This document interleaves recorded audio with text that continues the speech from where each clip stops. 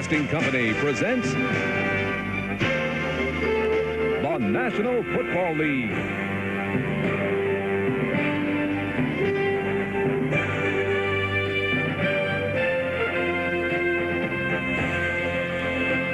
Today from Cleveland Stadium, it's the Houston Oilers versus the Cleveland Browns.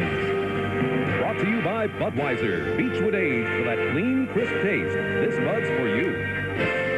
By Mazda Cars and Trucks, including the all-new Mazda MPV. And by AT&T, the right choice. Snow and cold in Cleveland. All-Pro guard Bruce Matthews of the Oilers checked the field conditions yesterday. Looks great, you know. I'm looking forward to it. This is the way the game's meant to be played. Frozen field. Winner stays in the playoffs. Loser goes home. Now let me thaw my mouth. When Matthews made those remarks, he didn't know New England would lose to Denver, so the Oilers are in the playoffs right now, but today they're fighting for the home field in the wild card. If Houston wins today, they'll play at home against the Colts if Indianapolis beats Buffalo today, or they'll play at home against the Patriots if the Bills beat the Colts today. For the Cleveland Browns, Houston will play at Cleveland next weekend for the wild card game if Cleveland is the winner today. Oilers with a lot to overcome, a cold weather game for them. They're not used to it. They've not done well on the road. This is their first game in '88 on grass, and maybe the complacency factor, they know they're in the playoffs already. The Cleveland Browns without three of their best players, quarterback Bernie Kosar, running back Kevin Mack, all-pro corner Hanford Dixon, all injured. The replacements Strzok, Fontenot, and Harper. Cleveland Stadium's been the site of so many big games and black and white days in television. You see the chill factor down to 8 below. Today, the Oilers and the Browns will be teeing it up in living color on NBC Sports in a most important game. Good afternoon, everyone. Don Criqui with Bob Trumpy. Winter has come full force to Northern Ohio, and the Cleveland Browns couldn't be happier. They like it ugly, as their season has been reduced to this one game. In truth, for Cleveland, the playoffs start today. They have to win. They go in as a wild card if they do on the home field. If they lose, they're out of the playoffs. Coach Schottenheimer is pleased with all that, though, Trump. Yeah, Don, he told us yesterday, he said, this is the kind of game I like. I put my team in a situation where you go out, all the money's on the table. The winner takes it all home with him, and that's Cleveland's situation. Now, Jerry Glanville, the Houston Oilers coach, of course, they play well and play best in the House of Pain, and he's admitted he has an offense that's designed to play indoors. Well, they are definitely outdoors today in Cleveland. Yes, they are. They're on grass, although Glanville says it's not really grass, it's painted dirt. But nonetheless, they'll have to contend with gold, and there is Coach Glanville, whose Oilers beat the Browns earlier by a 24-17 score at the Astrodome. Jerry Glanville comes in with a 10-5 team. Marty Schottenheimer's Browns are 9-6. Browns have won the toss, and they will be receiving to start the game. This is a season for the Cleveland Browns that is below expectations. They've made 6 trips to the playoffs in the 80s, 2 straight trips in the last 2 years to the AFC Championship game, and today they're looking for a spot in the playoffs, and they have a warm weather quarterback replacing Bernie Kosar. Strzok, 14 years with the Miami Dolphins, now up here in the cold and winter of Cleveland Municipal Stadium. This kickoff is sponsored by Budweiser, the king of beers, and ready to kick it off for the Houston Oilers is Tony Zendejas. The Oiler regulars have not, Trump, played a cold weather game since 1985. So we'll see how they respond. They seem pretty optimistic. They were out having snowball fights when they checked in here yesterday. Don, emotion can absolutely, I should say cold, can absolutely rob a team of emotion. That's why the Houston Oilers must start very quickly so the cold doesn't bother them. I think Cleveland's used to this cold. The last 6 weeks they've had weather approaching this in the Cleveland area. No question. That's what Schottenheimer said. We've been practicing in it and practicing well. Here's Zendejas kicking the ball downfield. Herman Fontenot will run the ball back from his 4-yard line. He's to the 15, break in the channel, and he gets across the 30 and out to the 38-yard line. A break in the kick coverage of the Houston Oilers and a good run back of 34 yards. Don Strzok, a 15-year veteran, Getting the starting call today with Ernest Biner and Herman Fontenot, his runners. Langhorne and Slaughter are the wide receivers, and the veteran Ozzie Newsome at tight end. There's been criticism of the offensive line, Trump, as you know. They've not pass blocked well in the recent days, and Bernie Kosar went down when he was blitzed Monday night at Miami. Now, there's already a change for the Cleveland Browns. They've got Fontenot and Biner in the backfield, and you see Fontenot, he's split out. He's a good pass catcher. Number 1 in receptions on the Browns, Biner, with 54, but this time they go to a run. And tough Ernest Biner takes it right at the Oiler defense and gets out to about the 41-yard line. The Oilers on defense have Ray Childress at left end. Bird and Fuller are the other 2 defensive linemen. Childress will be going to the Pro Bowl. Linebackers don't get a lot of acclaim, but they've played very well. Meads is a blitzer on the right side. Grimsley having a big year. And the secondary is very sound. Bostic was a first-team All-Pro player last year. He won't make the Pro Bowl, though he was tied for votes this year. But another player goes because of a better team record. That's David Fulcher of the Bengals. So they're good in the secondary, but the footing is bad today for both teams as the handoff goes, and not for much. On a 2nd down and 6 run, Herman Fontenot runs the ball, and he may have lost a yard, Trump, as he was knocked back by the nose tackle, Richard Bird. And this Houston Oilers defense is very versatile. They use a lot of situation substitution, and for the Cleveland Browns, their task in the opening drive here, hang on to the football. 7 times this season, they have turned the ball over in the opening drive. So the Browns now have 3rd down coming up. 3rd down and about 5. Don Strott, 6'5", 220 pounds, sets himself in the shotgun. 14 years in Miami. He doesn't love these conditions either. Now look at that. There are 10 guys within 3 yards of the line of scrimmage for Houston. Blitz coming. All-out blitz, and he throws against it, but it's intercepted. It is picked off by the Oilers. And it'll be run back by Domingo Bryant across midfield and down to about the 38-yard line of Cleveland. Webster Slaughter, the intended receiver, but a big blitz by the Oilers. Trump and Strock laid it up soft against the blitz. And Don, that's now 8 games that the Cleveland Browns have turned the ball over in the opening drive. He's trying to avoid the blitz. It was Jeff Donaldson, 31, coming right up the middle. He puts Strock on his back, and there's Jerry Glanville. He's from Perrysburg, Ohio. He's used to this cold. A lot of his players are not. First advantage of the game, obviously, to Houston. First and 10 now for the Oilers after the interception by Domingo Bryant, a defensive back from Texas A&M. Straight ahead run, and there's not much there for Mike Rozier as he stuffed Carl Hairston, number 78. Big Daddy and the defensive line made the knockdown. No gain. 2nd down and 10 Oilers. Warren Moon at quarterback. He'll be going to the Pro Bowl. So will his runner, Mike Rozier.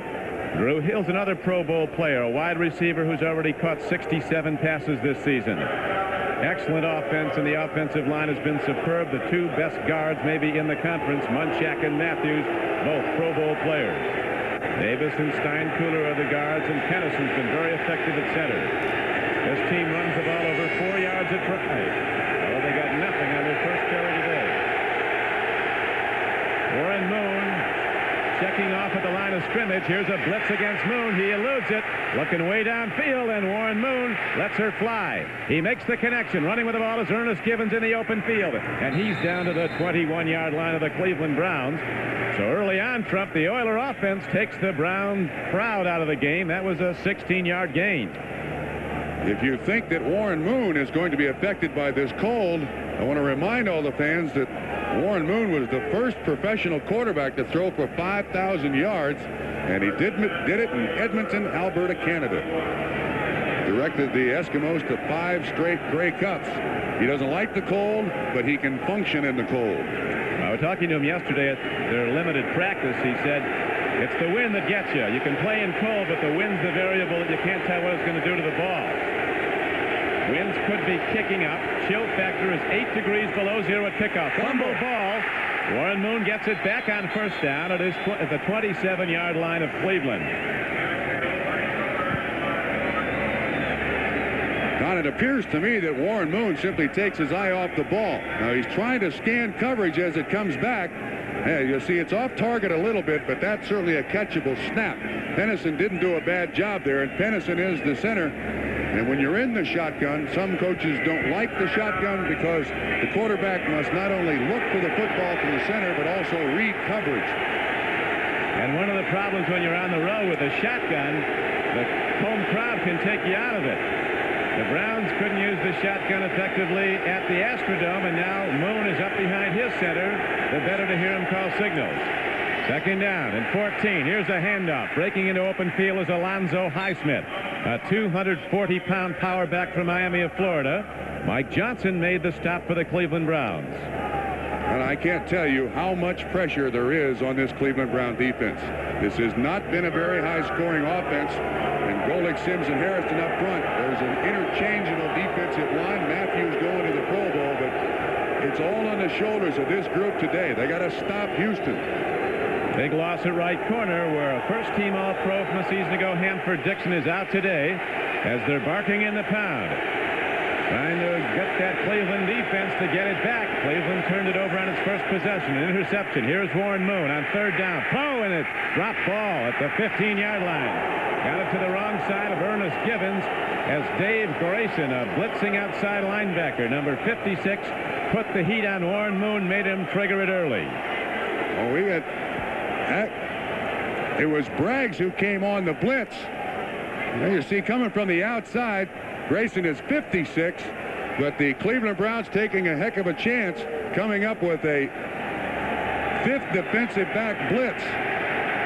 Stephen Braggs makes Warren Moon throw early.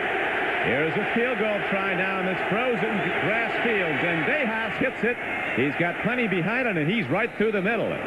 So the Oilers go very well early, intercepting the first pass of the day by Don Strock. Domingo Bryant running it back to the Cleveland side of the field, and finally Zendejas converts for points on a 39-yard field goal. The footing is tough, but the Oiler hold and kick were perfect. A buildup of snow at the open end zone here at Cleveland Stadium. The temperatures will be dropping. The lights are on. The field was in fairly good field condition, I think, before the game, wasn't it, Trump? But then, as the day wears on, that wind blows. It can freeze up fast. Glenn Young is back deep again now with Herman Fontenot. Don, the problem with this turf is when you take the tarp off, then it really begins to freeze. It was a little soft yesterday afternoon, but now it's getting as hard as a pool table. Zendejas hits a high spinner that'll carry short to Fontenot, this time at his 7-yard line. 15 on the 20 with a stutter step. Herman Fontenot from LSU lunges out to the 22-yard line. And the Cleveland Browns offense goes on offense a second time. Dean Biasucci's kicked a field goal in a very important game. The Colts still alive. They are leading the Bills 3-0 in the first quarter. Pittsburgh has gone in front of the Miami Dolphins in one of only 4 games on the final card, the final weekend's card, that don't mean anything as far as the playoffs are concerned. On so far, initial stages of this football game, emotion solidly on the side of the Houston Oilers. Now, somehow, the Cleveland Browns, with a very suspect running game without Kevin McNair, do have to reestablish 1, control of the line of scrimmage, 2, control of the motion in the game. Oilers are leading at 3-0 after intercepting Don Strock on his first throw. First and 10. Biner to the run, and those big Oilers up front make the knockdown. You watch the Houston linebackers. They play well off the line of scrimmage. Then at the snap, they run to the ball. Very fast, mobile linebackers. Johnny Means on the outside. His nickname is Squint Eyes on the team. Everybody on the Oilers has a nickname. Means is that inside blitzer. Fires right inside of Ozzie Newsome, and there to make the tackle for little or no gain. What a game, Trump. Jerry Glanville described Meads to me as a trained killer. He's the guy, along with Wiles, that they get most of their blitzing from, outside linebackers. Derek Tennell is in now as a second tight end. Second down and 10 for the Cleveland Browns. 80,000 at Cleveland Stadium as Don Strock for Bernie Kosar makes the connection, and the ball is taken away. That ball is live. Now they're going to rule it down. Wait a minute. This is going to be reviewed. It sure is. Steve Brown looks like he stole the ball before the receiver Webster Slaughter was down. Could not agree with you more. Now you have the situation of the simultaneous reception, but watch what happens. It looks like the receiver catches it with one hand, and Brown, I think he gets that ball away. That is going to be a very difficult call for the replay official to make. But it did appear that Steve Brown was able to strip that ball away. Glenville will take any decision favoring Houston. Down by contact, still Cleveland's ball. You know, we hear that too much. This down by contact is employed a great deal too much now when it comes to the replay. That play was not finished when that ball came loose. And I realize that down on contact replay is not utilized, but that seems to be the comfortable way now to avoid going to the replay. See if we can pick it up again. See it? You can see Slaughter really doesn't have the ball, and I'm telling you that there's no way that's down on contact, but it is the Cleveland Browns' first down of the game. So the Oilers very nearly have 2 turnovers on the first 2 throws by Don Strock. Wait a minute, Don, I think they're reviewing it again. Are they all right? I think you've got the referee talking to the umpire right there at the 30-yard line. This game's could turn early on that. The Houston Oilers have gone in front 3-0 on a 39-yard field goal by Zendejas after the interception by Domingo Bryan. I think they're looking again. This is the second angle we showed it. Slaughter on the catch. Allen's 24. Now the question is, does he have any control of it when his knees hit the ground? I think it's going to be one of those not enough evidence. Well, I'd buy that, but this down on contact seems to be the first word in the dictionary. These Oilers. He's saying touchdown. Steve Brown took it in for a touchdown. Coach Glanville hasn't endeared himself to anyone in Cleveland with some of his remarks. After review by replay, the ruling is incomplete pass. Third down at the 22. Well, it's not as good as a takeaway, but it's better than a completed pass for the Oilers, and not for Marty Schottenheimer, whose team is off to an early deficit down 3-0. I didn't think there was a C in this multiple choice, either ours or theirs or nobody's. Coach Glanville said the good thing about going to Cleveland to play is that you get to leave when the game's over, and that initiated a barrage of anti-Houston sentiment up here in Cleveland. So the whole thing's getting kind of ugly, but that's really kind of like they like it on a big game day like this, is right now they go to the shotgun, and Don Strock is getting back to his 16-yard line. 4-man rush against him, and he fires hard up the middle and makes the connection to wide receiver Reggie Langhorne out across the 35-yard line. They might rule he was in the grasp of penalty marker could be down. There is a marker down front with a holding penalty signaled against the Cleveland Browns. So a big hit on the throw is negated by the penalty. Is Larry Williams the suspect? Holding, number 70, offense, 10 yards, still third down. We'll show you Larry Williams, the offensive left guard right here. Now this pass rush of the Houston Oilers is absolutely the #1 thing they're looking for. You see the stunt inside by big Sean Jones, and Larry Williams has got to put his hand in front of him. So far, Cleveland Browns without a first down. Browns have won 7 of their last 9 against the Oilers. Houston's regular team has not won here in Cleveland since 1981.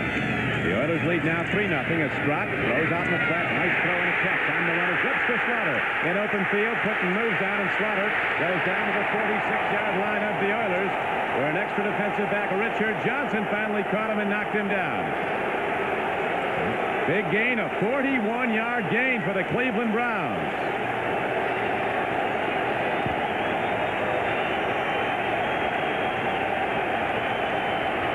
You see him on the outside. Patrick Allen is the man in coverage, and this is zoned by the Houston Oilers. That's a defense that they do not like to play. Even though it appeared Allen was up and bump and run, it was in fact zone. And the Houston Oilers would much prefer to be up there and bothering receivers all over the field. Slaughter turns it into a huge gain.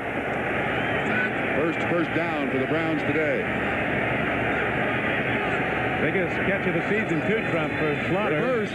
Now they fake the reverse, and here's a long ball downfield, and it's almost picked off, and there is a marker down in the Houston secondary. Herman Fontenot swinging quickly out of the backfield, going deep for the ball thrown by Strock. Patrick Allen was covering. That's delay of game. Delay of game before the snap. Offense, 5 yards, still first down. Now that's one of the criticisms that Marty Schottenheimer has taken this year, that they've been caught with 9 guys on the field, sometimes with 12. It's my estimation that that's not the head coach's fault. When you have a multiple offense, the players are the ones who have to be aware when this formation requires this group of players. You can keep finding them, but I don't know that you can blame the head coach. Puts him in a very difficult down and yardage situation. Don Strock played 14 years with the Miami Dolphins. He left that team in August in a contract dispute. They released him. He signed with Cleveland in September, started a game against the Eagles, which the Browns won. In October, it was his first start in 5 years. A lot of the plays are on a band on his left wrist, so he can stay on the same page with the Cleveland offense. Straight ahead, Biner goes on a 1st and 15 play to the 49-yard line of Houston. Don Strock's a winning player, though. He's backed up a lot of good QBs in Miami, like Greasy and Morrill, and most recently Dan Marino. As you look at the scoreboard changing now, Miami's come back to tie the Steelers 7-7. Tampa Bay up on Detroit. On to this point, Browns getting all their yardage passing. They cannot win this game throwing the ball 50 times today.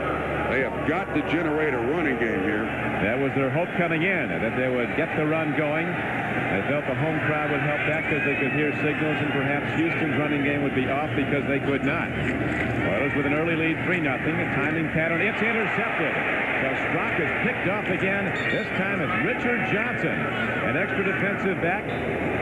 6th man in there, and he picks off Strock. So Don Strock is off to an awful start today, and Bernie Kosar's not even in uniform. Don, it's a 3-step drop, and you see a great job by Johnson cheating to the inside.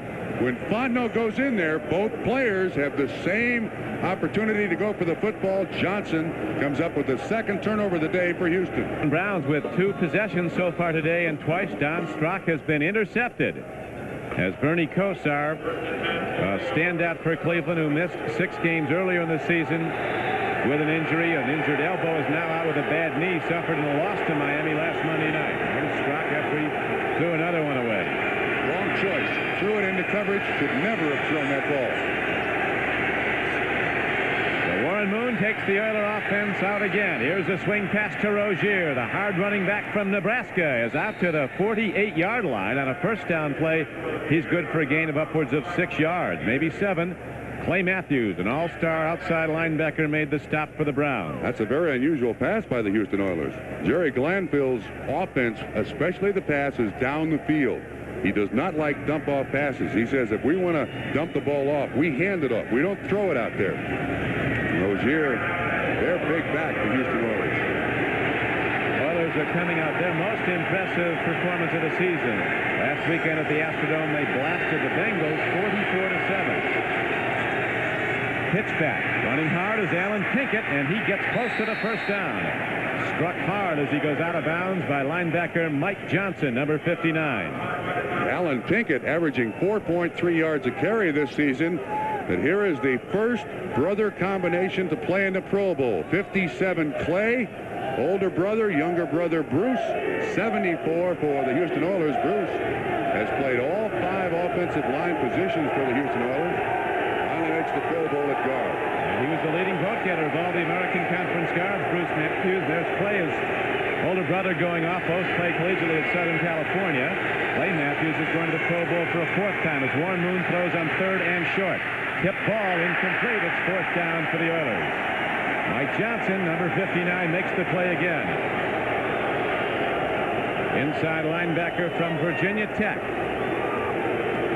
You know, the thing that surprises me is with this bad field, certainly inclement conditions, both teams doing nothing but throwing the football. That was 3rd and about a yard, and the Houston Oilers' choice is to throw it rather than run it. Greg Montgomery, a rookie punter, a standout from Michigan State, could be trouble today. He's lost 12 pounds in the last week. He had problems with impacted teeth. He's in there to do his best. Gets a low snap, steps into it, hits a knuckleball downfield at the Ice Cube. Gerald McNeil comes up on and fields over the shoulder on the run. And at 145 pounds, in his wisdom, McNeil steps out of bounds rather than take a head-on hit. A 38-yard punt, a 2-yard return. And Don Strock will try to move the team for a third time. He's been intercepted twice. Linebacker Eddie Johnson of the Browns, an imposing presence even without that mask he got from a friend who's a professional wrestler. As right now, the Cleveland Browns 0 for 2 on previous drives, both stopped by interceptions by the Oilers as Don Strock looks to get him going again. He did hit one 41-yard throw. This time to give straight up the middle, and the footing might be tough, as these two teams who like to power the ball have had very great difficulty getting off the snap count with their offenses.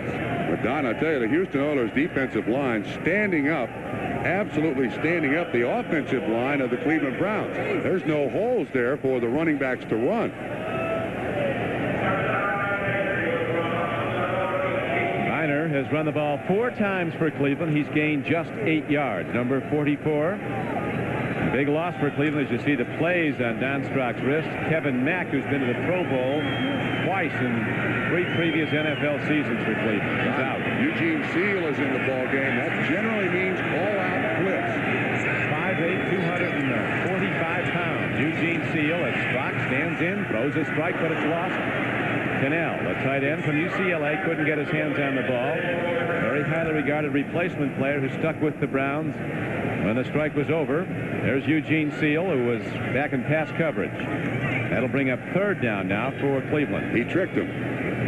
Eugene Seal, an excellent special teams player. Here's Don Strock. Now he appears to know this play on his left arm. You can see all the plays. Not a good start. That plastic cover there has the entire offense of the Cleveland Browns. About 90 plays on it. Strock is a 56% career passer. Here they come, Don. Here they come. And he's 11-6 as a starter as the Oilers show blitz but come with a regular rush. And Strock stands in, throws downfield. He's intercepted again. And Domingo Bryant has his 2nd of the day. He might go the distance. Bryant is in the end zone for an Oiler touchdown. So Don Strock having the worst day of his life on the most important start of his career. A 38-yard return by Domingo Bryant.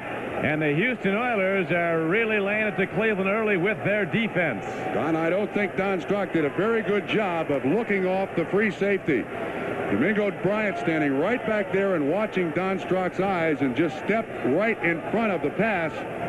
And all of a sudden, this is out of control, and Cleveland, I believe, is stuck with Don Strock at quarterback. They are not going to bring this Slayton kid into the ball game. It's Don Strock or bust. Or it's the single wing. They have another quarterback active, Steve Sladen, a rookie from Duke, a 12th round draft choice, who's played not at all. This is, in truth, a playoff game for Cleveland because they're out if they lose, and right now they're down by 10-0 count. With Bob Trumpy, this is Don Crickey. Tony Zendejas has put up 4 points today, a 39-yard field goal, the extra point after Domingo Bryant just ran back his 2nd interception of the day, this one for a touchdown. And the underdog Oilers lead the Browns, a team that must win today to get to the playoffs, 10-0. Short kick, up back picks it up. William Dean Perry, that's the little brother, if you can call 280 pounds little, of the refrigerator Perry of Chicago Bear fame. Now, Don, if you're wondering what's happened, let's identify some players. This is Sean Jones. This is the outside linebacker, Robert Lyles. This is Domingo Bryant. As they start to move, you'll see Jones go out. You'll see Meads go out. It gives a false read, and Domingo Bryant goes back in zone. Don Strock doesn't expect him there and throws the ball right into coverage. The Houston Oilers are doing an excellent job of disguising those coverages, giving Don Strock false reads, and the safety sitting back there just watching the quarterback's eyes to pick it off. And as Landville says, Crump, you're never going to see the same defense in front from us twice. The defense changes every play. They want to give the offense everything they can to contend with. As Strock swings out a pass now. Screen to Fontenot. A blocker's in front, and he's ahead for maybe a 1st down. He is close to the 43-yard line where he had to go. The Indianapolis Colts, if Cleveland should lose today could win their way into the wild card game. They play at Houston if they continue to lead and beat Buffalo. Pat Leahy just kicked a field goal in the Battle of New York, and the Jets lead the Giants. Miami, coming from 7 behind at Pittsburgh, now leads 10-7. You know, the responsibility now of Marty Schottenheimer is to reestablish some confidence in Don Strock. Screens are a good idea because he's their guy all day long. Don Strock intercepted 3 times already today in the first quarter. 4:37 to play in it. It's 10-0 Houston as Piner on a first down carry gets the ball close to the 48-yard line. Outside backer Robert Lyles, a very fast linebacker from TCU, made the stop. Lyles, number 93, was a running back 2 years for the Horned Frogs. Lyles was the guy who nicknamed the Astrodome the House of Pain after a martial arts school in Michigan.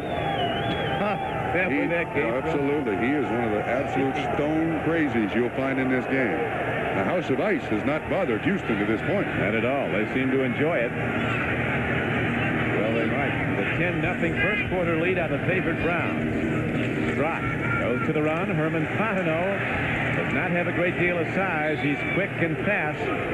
But so are those Oiler linebackers as Lyles and Al Smith, 2 of the backers, got him. Now here's the problem that Cleveland has suffered all year. Without Kevin Mack, they really do not have a great deal of outside speed. Herman Fontenot in the backfield is the ball carrier as you watch Robert Lyles.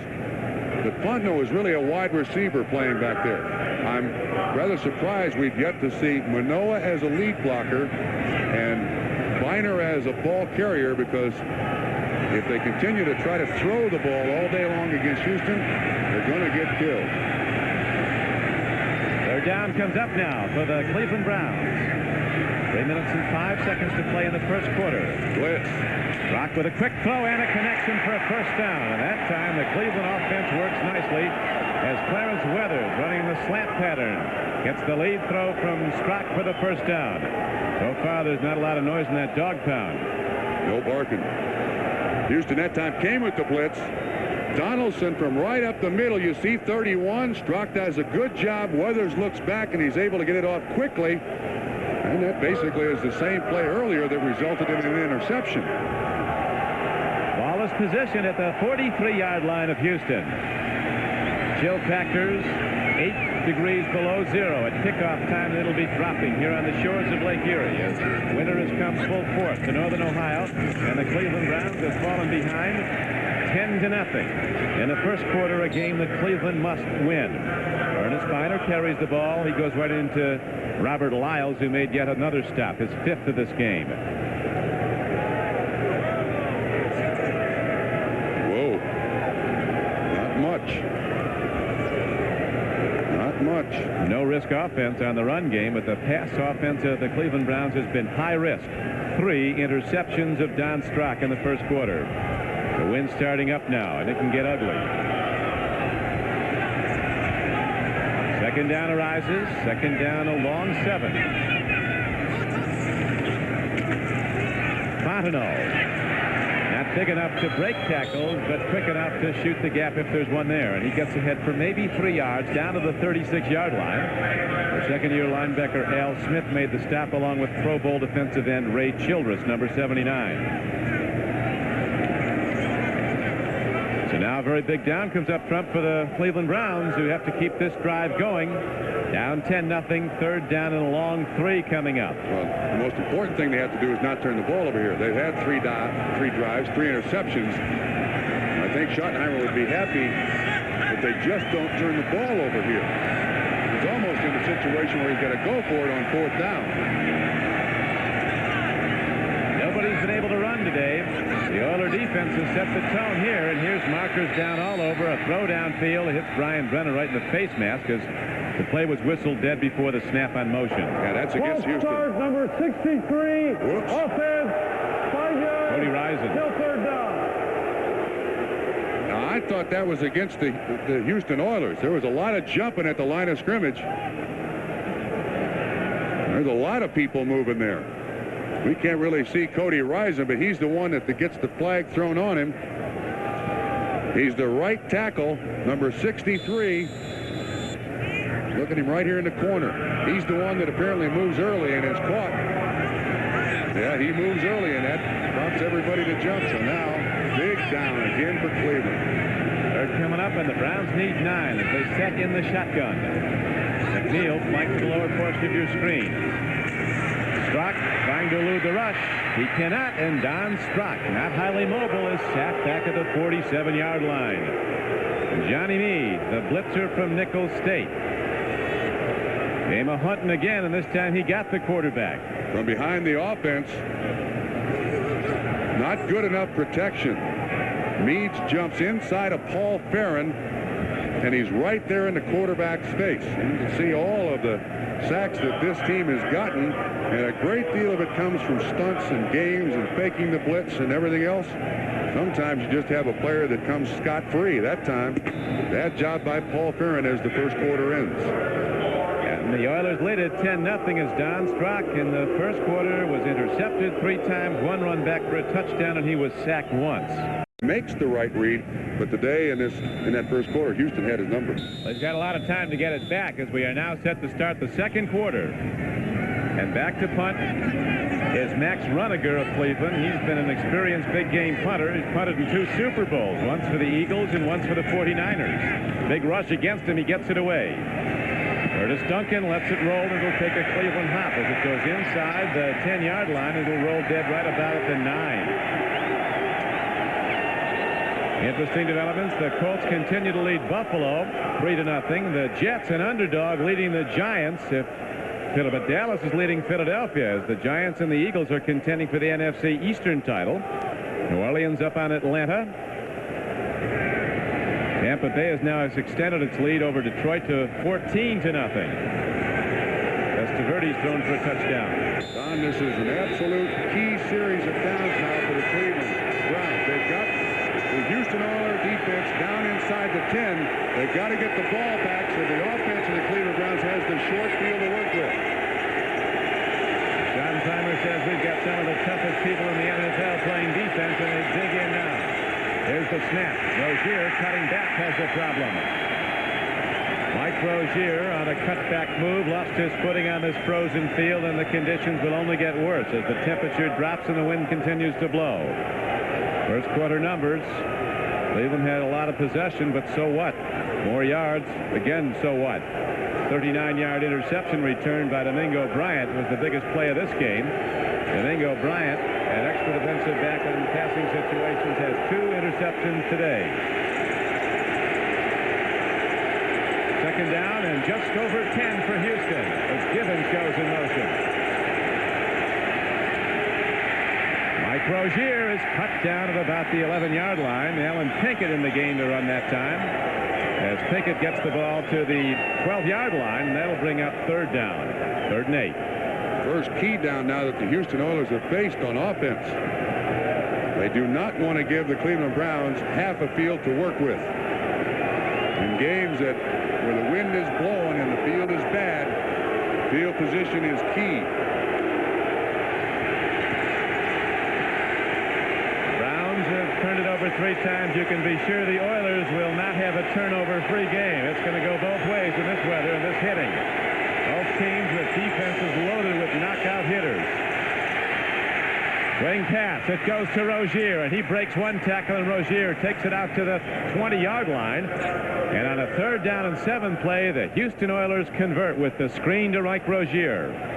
Don, I think the best linebacker in the AFC is Clay Matthews, 57. He drops back, recognizes the screen. That's brother Bruce. Just gets a hand on him. Rozier breaks the tackle, leans forward to get the first down. There you see younger brother Bruce, 74. Clay, 57, will play in the Pro Bowl. First time they've been on any team together. Landville says of Clay Matthews, when you look at the films of Cleveland, he just jumps out at you. There can't be a better outside backer in this conference. Lorenzo White is in the game now. Lorenzo White, the rookie runner from Michigan State, doesn't get much as he gets to the 20-yard line. On a first down carry, he got nothing at all. Mike Junkin made the hit. Glanville said before the game, Trump, that he was probably going to go to Lorenzo White because he's a cold weather runner, and also he has huge feet, which you need on a frozen field. Well, watch the sweep coming this way. Mike Junkin, 54. Ernest Givens gets in front of him. Minifield, 31 in there to help Mike Johnson, 59. Junkin, the first-round draft pick this year, in there replacing Eddie Johnson. Lorenzo White has a size 14.5 triple E shoe. So he's well-grounded on this tough terrain. Stick, loose ball. Browns might have it. Michael Dean Perry's going in, and the Cleveland Brown defense scores a touchdown. Moon is still down, Don. Dave Grayson hit him with an all-out blitz. So the Cleveland defense rises up and strikes, as the Oiler defense did earlier with the interception return for a touchdown.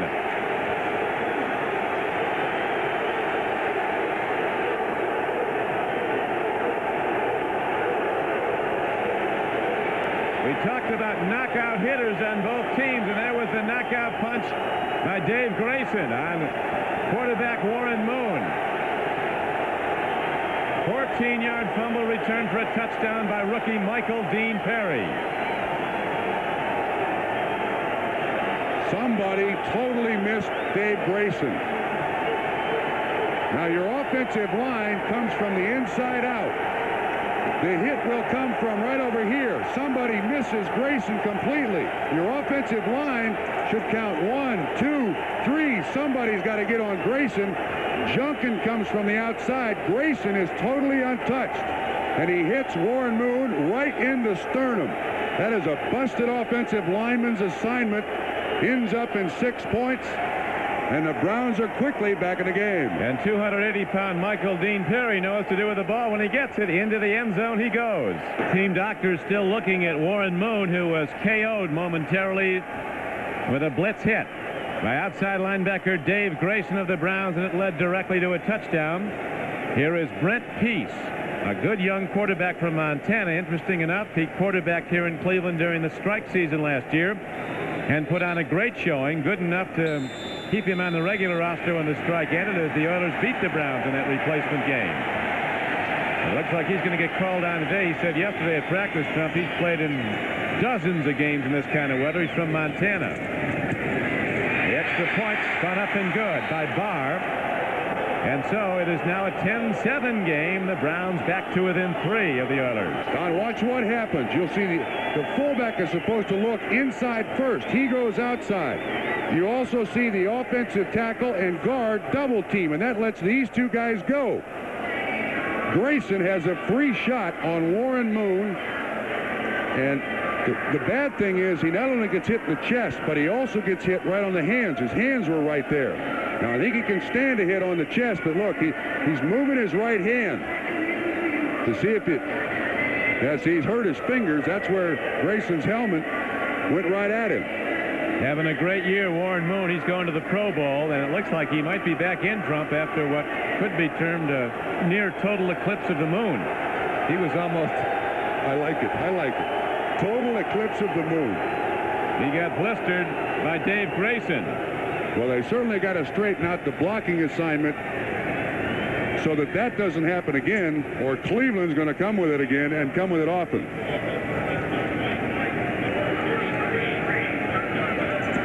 The report is he'll be back in. So now momentum has changed dramatically here in cold Cleveland, Ohio, and the 80,000 at Jam Cleveland Stadium are up and jumping, and the dogs are barking as Lorenzo White, Spencer Tillman, and Alan Pinkett are back.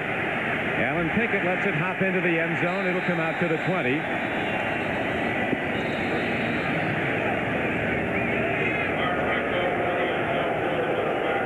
Couple of bucks with their antlers locked there, going for the face mask. And we have 11:37 to play in the first half. That may be a new handshake in the NFL. You never know. Strange fraternity. Yes. Dallas up on Philadelphia still, 7-0 in the second quarter. And the Jets continue to lead the favored Giants. Moon back. Good to see Warren Moon back and set to go. Glanville calls him an analytical student of the game. He might check off at the line of scrimmage more than any quarterback in football. And he's got some chest protection on there now. certainly expect Cleveland to be blitzing a lot now. Dogs smell blood at this point. They'll be going for Moon again. First down as he checks off. He's got 2 seconds to get the snap, and he does it just in time. Running with the ball, but not very far, is Alonzo Highsmith. On a first down carry, he may have gotten a yard. Knocked down by Mike Junkin, an inside linebacker, and by 59, Eddie Johnson. By Mike Johnson. Eddie Johnson not in the game yet. There's been some question over whether Eddie should be starting ahead of Mike Junkin. Junkin getting the starting call, a former #1 draft choice out of Duke. Defensive coordinator now, Dave Adolph of Cleveland's found something that's worked. Apply it again and see if Houston can pick it up again. Certainly a passing down here, 2nd and 9. From the shotgun on 2 and 8, 2nd down and 8. Hard throw, and Ernest Given runs in the open field and bounces off tacklers. And this extraordinary little player from Louisville is all the way downfield, across midfield to the 48-yard line. A 31-yard gain on the play. Frank Minifield, the man in coverage. You can see 81 is out there with Dave Grayson, gets by him. This is zoned by the Cleveland Browns. Givens gets inside 22, Felix Wright. Junkin makes a shot at it. Huge play for the Houston Oilers. Moon comes in. Last time he attempted to pass, he gets hammered. Comes right back in there for a 31-yard pickup. You see Givens having a big day. Has 56 catches for the season, 5 for touchdowns. Moon's throwing well, 4 of 6 for 62 yards. And ready to put it up on first down. Throw, what a catch by Drew Hill. A phenomenal play by another undersized overachiever, another 5'9" wideout, Drew Hill, with a 14-yard gain. Drew Hill, with his 3rd straight 1,000-yard receiving season, finally makes a trip to the Pro Bowl. Unbelievable concentration. Felix Wright led up on him there to avoid interference, but tough catch to make down the middle, up high. He goes and gets it. And as you know, Trump, he was one of the all-time bargains. The Oilers acquired him from the Rams, Drew Hill, for a 7th-round draft choice.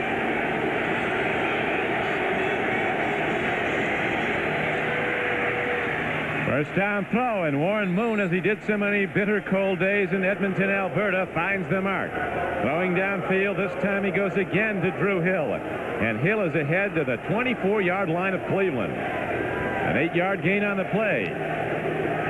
You can see that this weather and the field is having no effect on the Houston Oilers whatsoever. Their only mistake was a pass protection mistake, which has nothing to do with the weather. This is a football team that has fun. Houston Oilers love to play, and Jerry Glanville loves to coach, and they like these situations. Jerry's kids, they call them. There it is. 2nd down and just under 2 yards. Moon looking to pitch it up. Free ball on the field. Incomplete pass. Yeah, that's a forward pass. That's right, even though it's underhand. Going to Ernest Givens. Incomplete forward pass. 3rd down. Browns went for it, ducked ahead. Forward pass. Incomplete forward pass. So that brings up 3rd down and 2. This is simply a forward pass, whether you throw it overhand or underhand. You see Givens, 81, coming in motion. Michael Dean Perry, 92, the man there. But it's just an incomplete pass.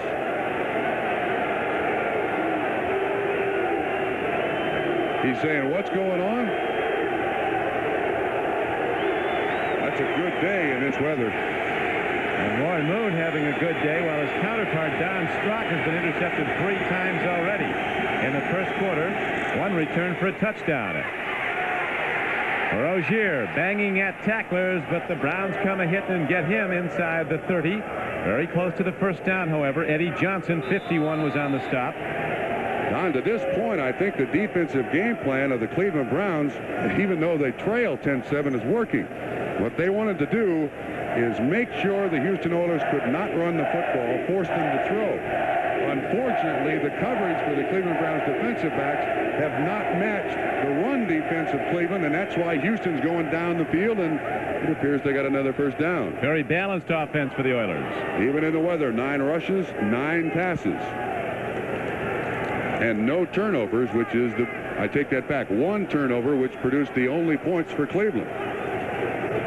When we talked to Moon yesterday, we asked him the coldest temperature he ever played in. He said minus 27 in Edmonton. That was without the wind chill. There's the dog pound. I said, what was the wind chill? He said, we didn't want to know. I don't think they even register it in Canada. It's too bright. First down and 10 now for the Houston Oilers, who lead this game 10-7 with 7:55 to play in the first half.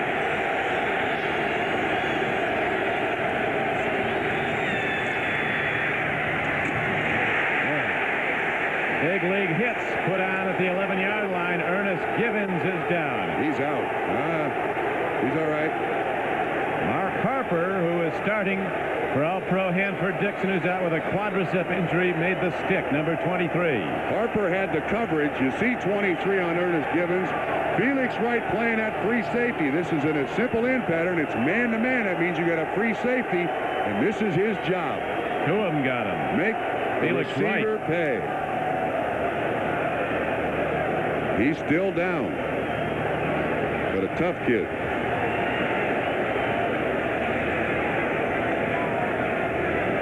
Now, while we have a moment, let's go to NFL Live.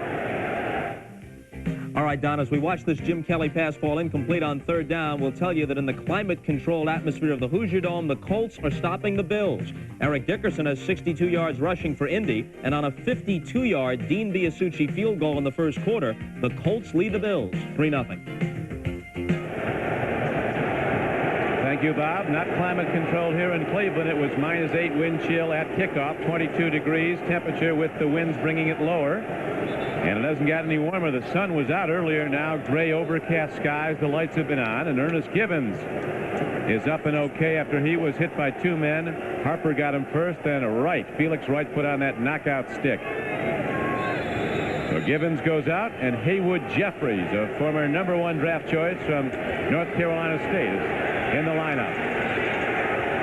See the Browns, that last play illustrating why they're #1 in the American Conference in Pass D. Alan Pinkett's in the backfield. Line next to Warren Moon in the shotgun. 2nd down and 10. Pinkett, Notre Dame's all-time leading rusher, loses 3 yards. Again, the run defense excellent for Cleveland. They're doing the job. But when it comes to the pass defense, it's not working. Now, Pinkett has no place to go here. He sees the middles all messed up. Harper, 23 there. People all over the place. 95, Marlon Jones. But this is where the Houston Oilers have been able to convert it. 3rd down and long. They're still getting the ball down the field by the pass. Warren Moon has passed very effectively. We'll see if he can now. On 3rd down and 12, he'll be pitching from the shotgun. Looks up the middle, fires, it's incomplete. Coming off the flank was Leonard Harris, but he couldn't get to the ball. And so the Oilers send out their field goal kicker, Zendejas, who's tried one and hit it from 39 yards. To open the scoring today, right now it's a 10-7 game. Houston in the lead, Oilers with 10 first quarter points, took a 10-0 lead. Browns came back on a hit by Grayson that freed the ball from Moon, and it was picked up by Michael Dean Perry, Williams' little brother. And he ran it in 12 yards for Cleveland's touchdown. This is a 42-yard attempt. Winds are swirling, but they're not heavy. And Zendejas, a warm weather kicker, doing very well in the cold at Cleveland, drills it from 42. And the Oilers challenge now extend their lead to 13-7, and they'll kick off in a moment. Today's game is brought to you by Pontiac. We build excitement. By Wendy's Old-Fashioned Hamburgers, the best burgers in the business. And by Goodyear Certified Auto Service. Nobody fits your car like Goodyear.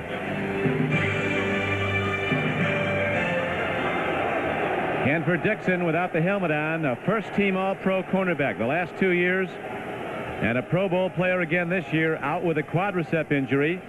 Warren Moon has been attacking that area. Harper's in to replace him as Zendejas, who just hit his 2nd field goal, kicks off short.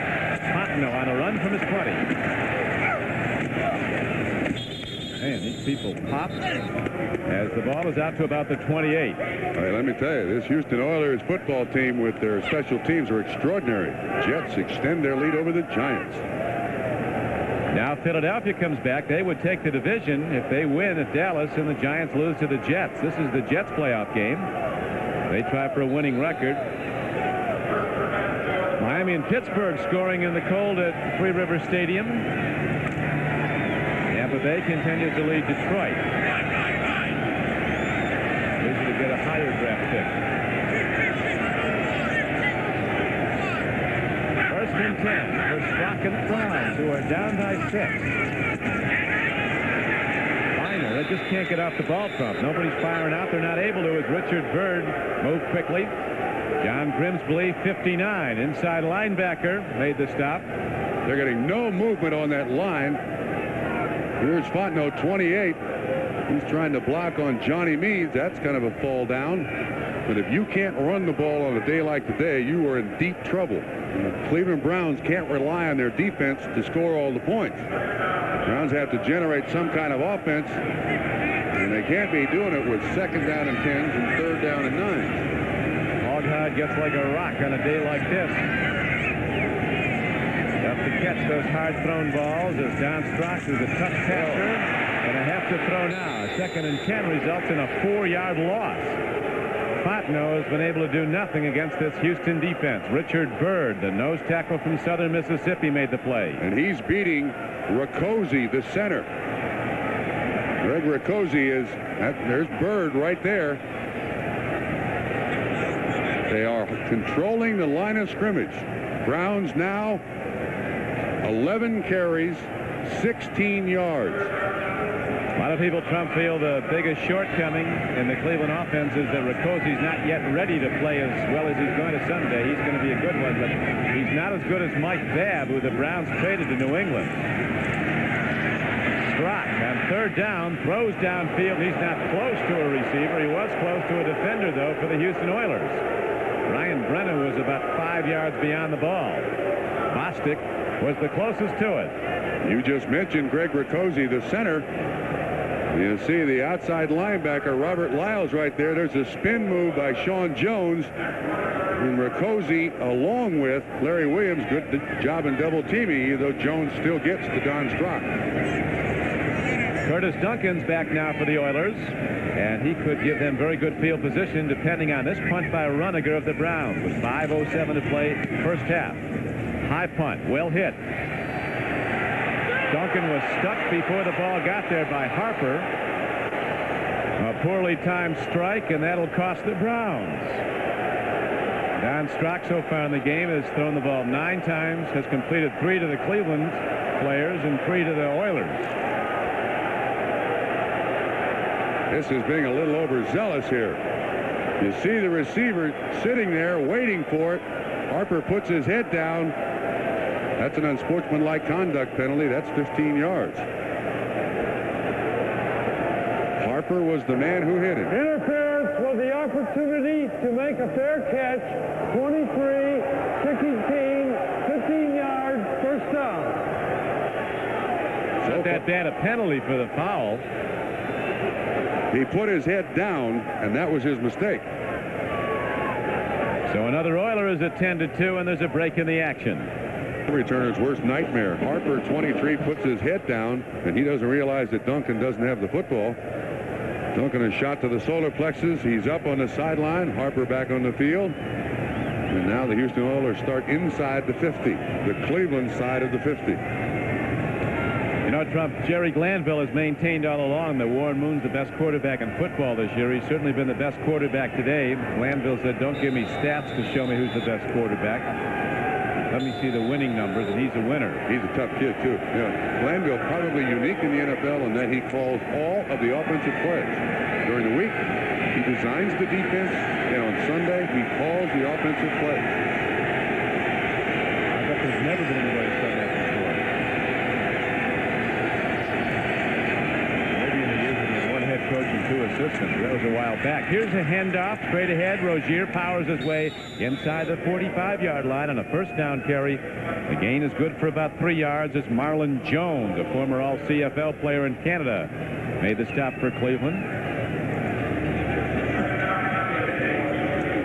Moon was not drafted out of the University of Washington, as Oiler fans are well aware. Then he went to Canada, was the best thing that ever hit that league.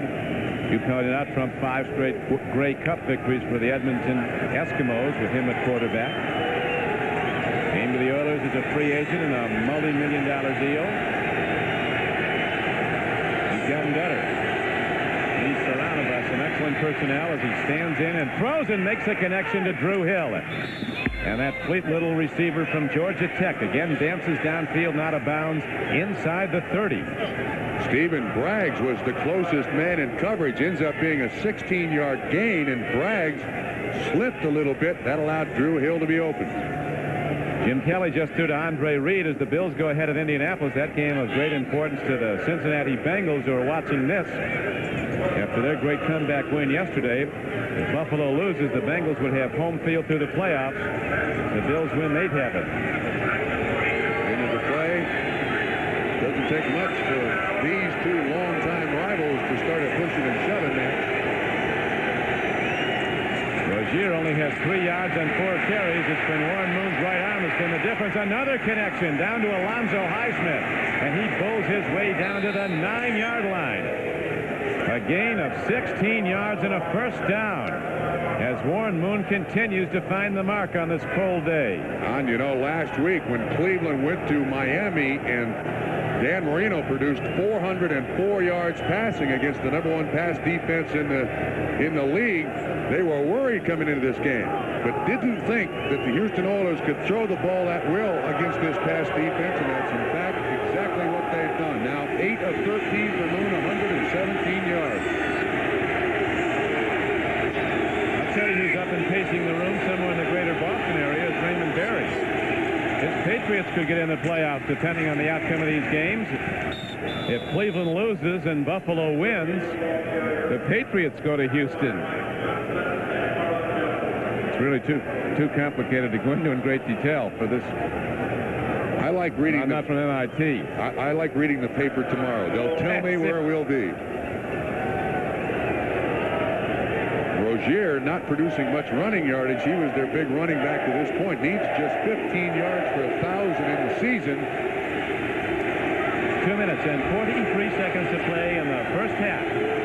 13-3, the Oilers lead, and they're challenging again. Their first touchdown on an interception return. Wide open in the end zone. Going for the ball was Leonard Harris. He had a couple open, Don. A Red Raider from Texas Tech made a diving try, but he couldn't get to the ball. Well, he got to it, but he couldn't hold it. He had a couple of guys open. He had his choice, but he was apparently locked on. Leonard Harris. Don, there are receivers open all over the field, watching the end zone. Look at that. Look how open he is. Ryan Washington, 48, overruns the coverage. If Moon can get it to him, it's an easy score. There's nobody close. Snowballs coming from the dog pound. This is not an easy end of the field for a visiting team to compete in. Snowballs just flying in there. Here's another throw and a catch. Alan Pinkett dances down to the goal line. He's not in, but he's so close.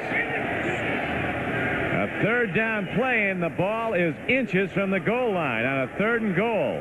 We got a flag, too, Don. Pass against the Oilers. Yeah. An illegal pick. That looked like a pick. Those Brown fans are doing all they can to help. Interference, number 85, offense, 10 yards, still 3rd down. The first thing wrong he's done in a long time. Drew Hill. Sometimes you have to be an actor. When you're down on the goal line, you can see him smiling. He said, you know, I got caught. Sometimes it's designed for you to run a pick, but you got to fall down, you got to trip, you got to do anything you possibly can to try to fool the officials. That time he got caught. Pinkett is wide open out in the flat. This is tough. So now we have 3rd down and 17 coming up. High ball, man is out there, but there's too much on it for Haywood Jeffries as we lose him and the defender in a bank of... And the man is taken out. The photographer, somebody. He got nailed. Will Hill was the man in coverage, and that gentleman... Jeffries is also down. That's not a pile of snow. It's like the Crimean War out there. Bodies all over the snow today. That's not snow. That is a hill right there. Jeffries is working on Will Hill. Ball put up. See if we can see the gentleman in the corner. Got a camera in his hand. Got him twice. I think that was a local Cleveland or Houston cameraman who's being attended to. Now we got some idiots from the dog pound throwing snowballs down there. You can see them. People can get rambunctious on a cold day like this. Some will have a cocktail even up in that pound. Yeah, that group mentality can turn you into a convict in a minute.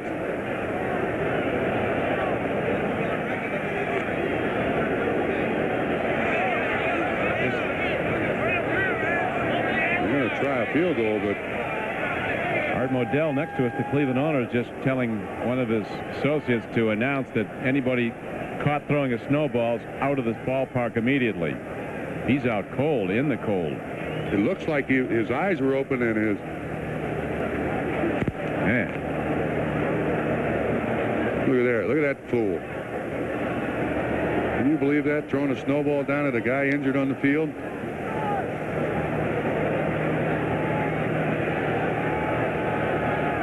Most of the snowballs have been directed at the Oilers. These Oilers they don't back off either. After they went out in front 10-0, some of those Oilers were down on the subsequent kickoff team, holding a hand to their ear, like, come on, let's hear the barking now. Well, if there is one saving grace, place to get hurt is at a football stadium. Art just made the announcement that you'll be thrown out if you throw a snowball. I say if you're going to get hurt at a football game. They have x-ray machines here. They have EMT units. They've got doctors on both sides of the field. Us common folk not used to contact like that. Game clock is stopped with 2 minutes and 21 seconds left to play in the first half. The Houston Oilers, the underdog, who are playing for home field advantage in the American Conference in the wild card game, are leading 13-7. Halftime at Indianapolis, the Bills on that touchdown pass by Kelly to Reed have come from behind and lead the Colts 7-3. The Jets continue to lead the Giants 13-0. The Eagles with a 3-point lead at Dallas. The Eagles could be in position to win the NFC East. And those games not of significance from a playoff standpoint, although New Orleans could get in, although they're still a long shot. They're still alive, but a long shot in the NFC as a wild card team.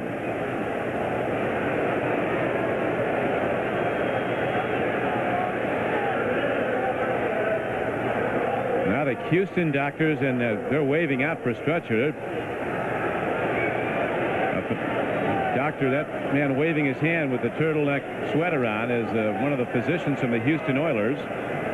Coming up is college football's national championship weekend on NBC Sports. To lead off the big day, Syracuse meets LSU in the Hall of Fame Bowl. Then the Fiesta Bowl features a battle of the nation's only unbeaten teams when #1 Notre Dame takes on #3 West Virginia. And the day concludes with the primetime extravaganza of the Orange Bowl, when #2 Miami of Florida takes on the 5th-ranked Huskers of Nebraska. Championship Monday, numbers 1, 2, and 3 are only on NBC. Well, I certainly hope the best for that young man that's hurt down there on the sideline. But do you remember a movie that was based here in Cleveland Municipal Stadium? A movie called The Fortune Cookie. Starred Jack Lemmon, Walter Matthau. They're bringing the stretcher out for this young man. Yesterday, when the Houston Oilers got to Cleveland Municipal Stadium, John Grimsley. He likes it. John Grimsley's just a few miles away from Canton, Ohio. This isn't new to him. It is to Bruce Matthews, who's from Southern California. So the cameraman, who was injured when the receiver and the defensive back ran into him on that deep pattern to the end zone. That was Eugene Seal. They were having fun yesterday. 5'8", 245 pounds. What a player he's been. Say, it's fun for a little while, but it can get old once you got in that wind. Boys will be boys. Jordan alert. Where'd you get the gloves at? There's Bruce Matthews.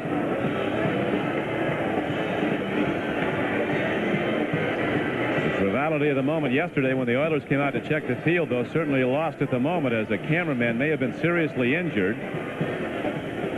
He was in the corner of the end zone shooting for a local station in either Cleveland or Houston, and two people ran into him and crashed him into the snowbank, and he was knocked out. The American Conference with a decided edge over the National Conference in interconference play, 29-22. Last game between the two conferences yesterday in Cincinnati.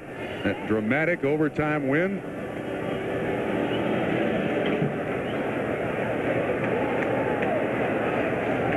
It's interesting. I didn't realize the American Conference Jets and Giants, an interconference game being played today.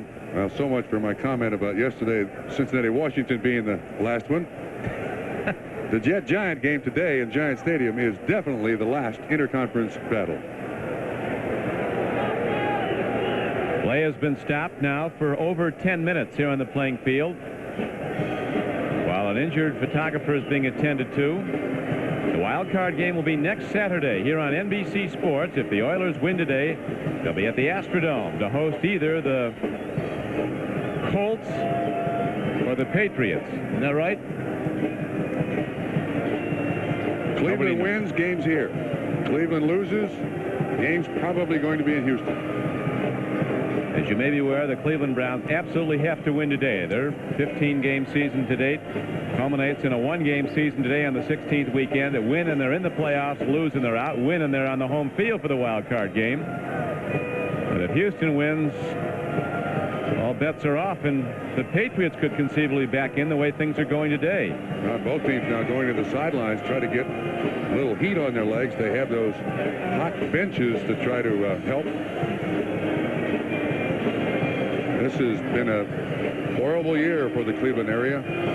They were within 96 yards of a trip to the Super Bowl 2 years ago. They were within a fumble of going to the Super Bowl last year. And 9-6 in 1988 has turned a lot of believers over the last several years into a lot of disbelievers in 1988 here in Cleveland. Mike Pagel, one of the quarterbacks of the Cleveland Browns, he's been injured much of the year. Various times the Browns have lost 3 quarterbacks. Their top running back, Mack, and an all-pro corner in Hanford Dixon. There's the best quarterback, Bernie Kosar, that Cleveland has, and he's out with that knee injury. Tried to work this week, couldn't go. It's really a day-to-day basis whether or not he'd play in a wild card game if Cleveland's in it. See where the Browns are without Bernie Kosar and with him. Bernie seems to make a difference in this team, doesn't he? Cleveland's won 4 games in a row here at home. The Browns are looking to make the playoffs for a 4th consecutive year, but they have some coming from behind to do here. With 2:21 to play in the first half, the underdog Oilers are in the lead by a 13-7 score. Now the injured cameraman being taken from the field.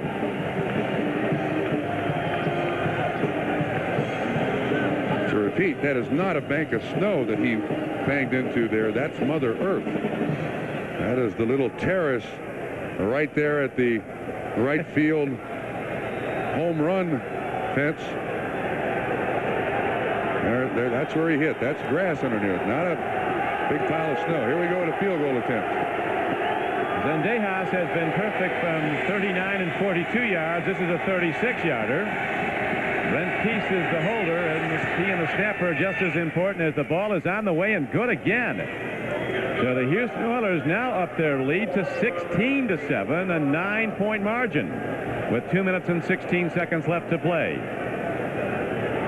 Glanville said the Oilers really lost a head of steam when they learned that the Bengals had won the division yesterday, coming from behind. They sat and watched Cincinnati win yesterday, and it really drained them a great deal. But they have played remarkably well today in this first half. Most points by Houston Oilers since George Blanda a long time ago. Tony Zendejas really hit slow start this year. 19 for 31 coming into this game for the season, but he's 3 for 3 today. He's gotten hot in the recent weeks.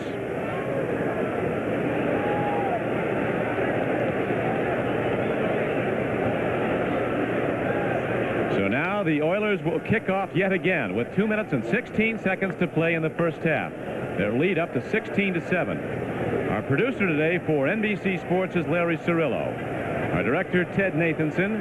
The coordinating producer of NBC Sports, Michael Weissman. As the Browns and the Oilers teeing it up for the second time this season. If Cleveland can come back to win, they would play a third time in the wild card game here in Cleveland next Saturday. Zendejas hits it in the cold down to the 9-yard line, and Fontenot runs back another one for Cleveland. Out to the 25-yard line where it's 1st and 10. These special teams of the Houston Oilers, often the group that sets the emotion for the game. It's referred to by their coach as hit the beach. Eugene Seal is the star of these special teams. Terrific. They award an Army helmet. That's what they were wearing it out in the field before the game. They take a lap. It is an honor that Houston Oilers players, starting players, are asking the special teams coach, Richard Smith, how do I get on these special teams? I want that helmet. Eugene Seal's the guy you got to root for. He was picked up last year. He's working construction down in Texas. Picked up as a replacement player. He's just sensational. The replacement team. He's been the same for the regular team. His teammates all say he should be in the Pro Bowl as the special teams player. As the game winds down to the 2-minute warning. And the Cleveland Browns again go to the run, and again, and not for very much, as the Oilers cold but happy at this point in the game. Oilers in command at this point, leading 16-7. As you know, they call the Astrodome the House of Pain. Some people are referring to this, Trump, as the House of Frozen Rain, as we've got a lot of it around the field. Houston certainly not convinced. Playing very well. They really are. Strunk has 6 completions. 3 for him, 3 for them. That's the difference in the game. One TD throw from that standpoint, but it was to Domingo Bryant, who plays for the Oilers. Don Strunk has won a lot of games in his career. He's 11-6 as a starter, but he's come off the bench so many times in his 15 years to win games. He almost won one Monday night against the Dolphins. It's 7-11, 2 for touchdowns. Throw and a catch. Downfield to Langhorne, very close to a first down. 2-minute offense. They need points here for a little psychological boost down, and they need points bad. Strunk will be pitching for the final minute 40 to go in the first half. The Oilers in the lead. 16-7. Here's a long ball throw, and a man is open, but Slaughter drops the ball. An excellent throw by Don Strunk. He really put some pop on that throw and had it right on the hands of Webster Slaughter, who lost it on this cold day. Slaughter, bottom of the screen, runs the little in. Patrick Allen is the man in coverage. But just after he catches it, there you see the bobble. And then he sees Jeff Donaldson. Might have been a footstep bobble. That Jeff Donaldson will pop you. He is a tremendous safety, free safety for the Oilers. Both are safeties. Donaldson and Bostic. Fontenot back in the backfield. He'll be swinging out to catch a pass now on 2nd down and 10. As Strunk takes a look, he goes to Fontenot. He catches at the 41, trying to turn upfield. He's going to go for a first down, and he gets out of bounds to stop the clock with 1:24 to play. So Fontenot is Strunk's man coming out of the backfield. Looks like he hit his arm on the yard marker. We've had a lot of injured troops today.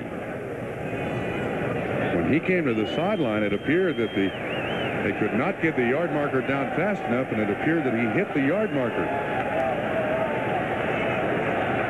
First down, Cleveland. The drive remains alive. Let's see if we can see what happens when he's driven out of bounds. And he lands right on the yard marker. And his elbow, of course. First down at 10 now from the shotgun as Don Strunk with 1:24 left on the first half clock. Stands in, Meads coming on the blitz. Free ball up in the air, and it is almost tipped off. It is incomplete at the 49-yard line. Sean Jones, a huge pass rusher, and William Fuller putting the pressure on. William Fuller got his hand on the ball, and Sean Jones was right in the face of Don Strunk. Schottenheimer, as he mentioned to us yesterday, Trump, Sean Jones has really changed their whole pass defense. He put so much consistent pressure on the quarterback. And you can't double team him. Huge ex-Raider, born in Kingston, Jamaica. seasoned stockbroker in Southern California and an excellent pass rusher.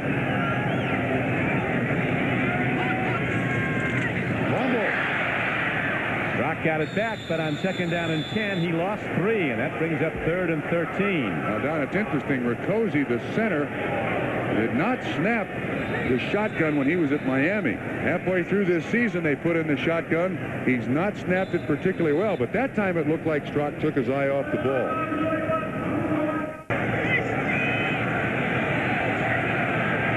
Mentioned earlier, the Oiler regulars have not won here in Cleveland since 1981. They play here every year. They missed the appearance here last year because of the strike season. The Oiler replacement team did win as a downfield throw is a connection to Clarence Weathers. He's a rather amazing story. Clarence Weathers, his brother was a high draft choice of the Patriots. He came up to visit him and started catching balls on the sideline at the New England practice, and somebody said, this guy's pretty good, let's work him out. Didn't he make the team? His brother's out of the league, and this guy's doing well. That was Steve Brown in coverage, and that was a well-thrown pass by Don Strock. The Browns can erase a lot of ills in this first half if they get points here, Don. Strock has moved him nicely now.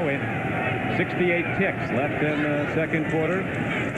Fontenot, they go to the draw, and they get some big yards as Fontenot's down inside the 25-yard line. Browns quickly get a timeout. They used only 7 seconds. Well read by the offense there. You can see the defense comes with a lot of extra defensive backs, and there is no middle linebacker. Good blocking up front. First guy that gets to him is Domingo Bryant, and then Fuller comes from the defensive end spot to make the tackle. Fontenot, an excellent player in the open field. He's not the tackle breaker that Kevin Mack is, who's out of the game with an injury. Fontenot on that draw play just ripped off a 17-yard gain down to the 24-yard line.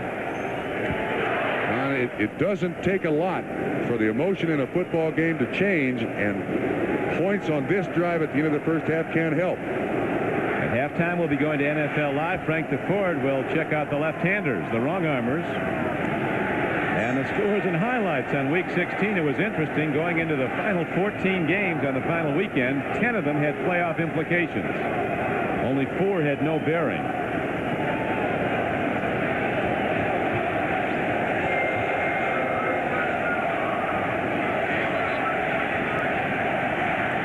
The injured cameraman earlier is from Erie, Pennsylvania.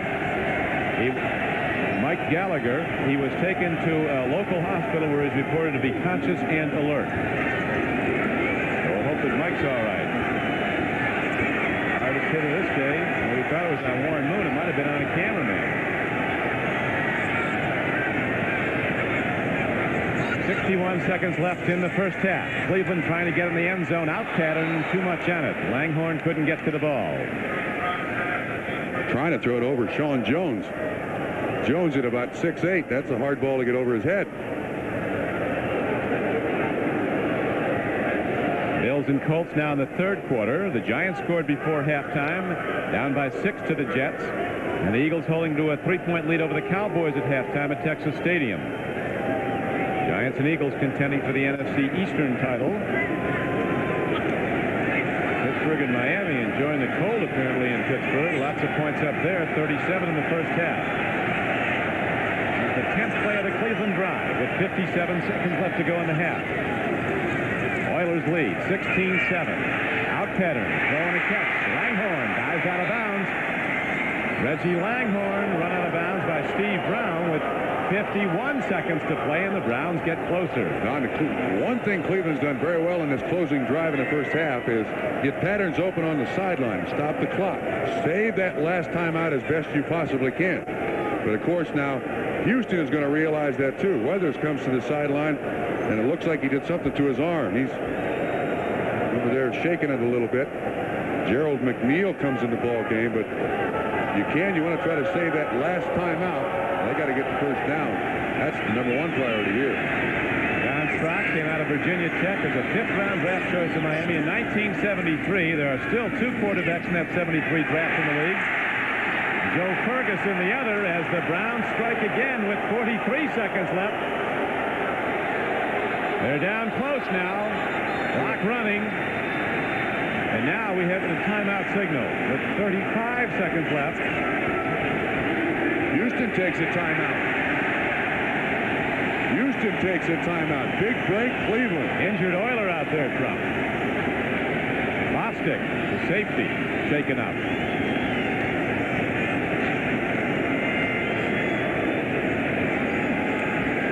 The Houston Oilers have gone with the prevent. They've not come with the blitz. They've given up the short yards and hope that the clock eats up the Cleveland Browns before they get down in scoring position. But this by far the best performance of this Cleveland Brown offense in the first half.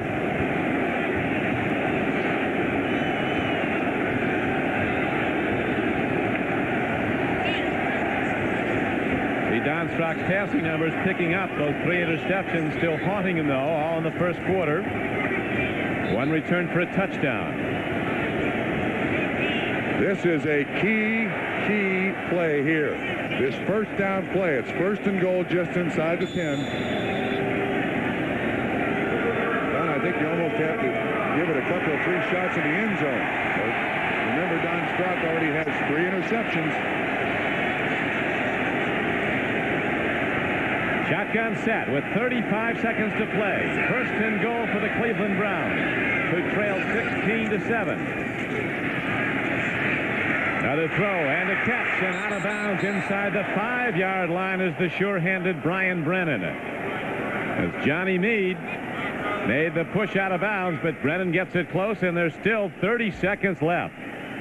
Meade's the linebacker in coverage. He simply runs a drag, gets the yardage he can, and steps out of bounds to stop the clock. Now Ozzie Newsome comes into the ball game. Yet to have a reception, he has a streak of games going here with receptions. Only in jeopardy.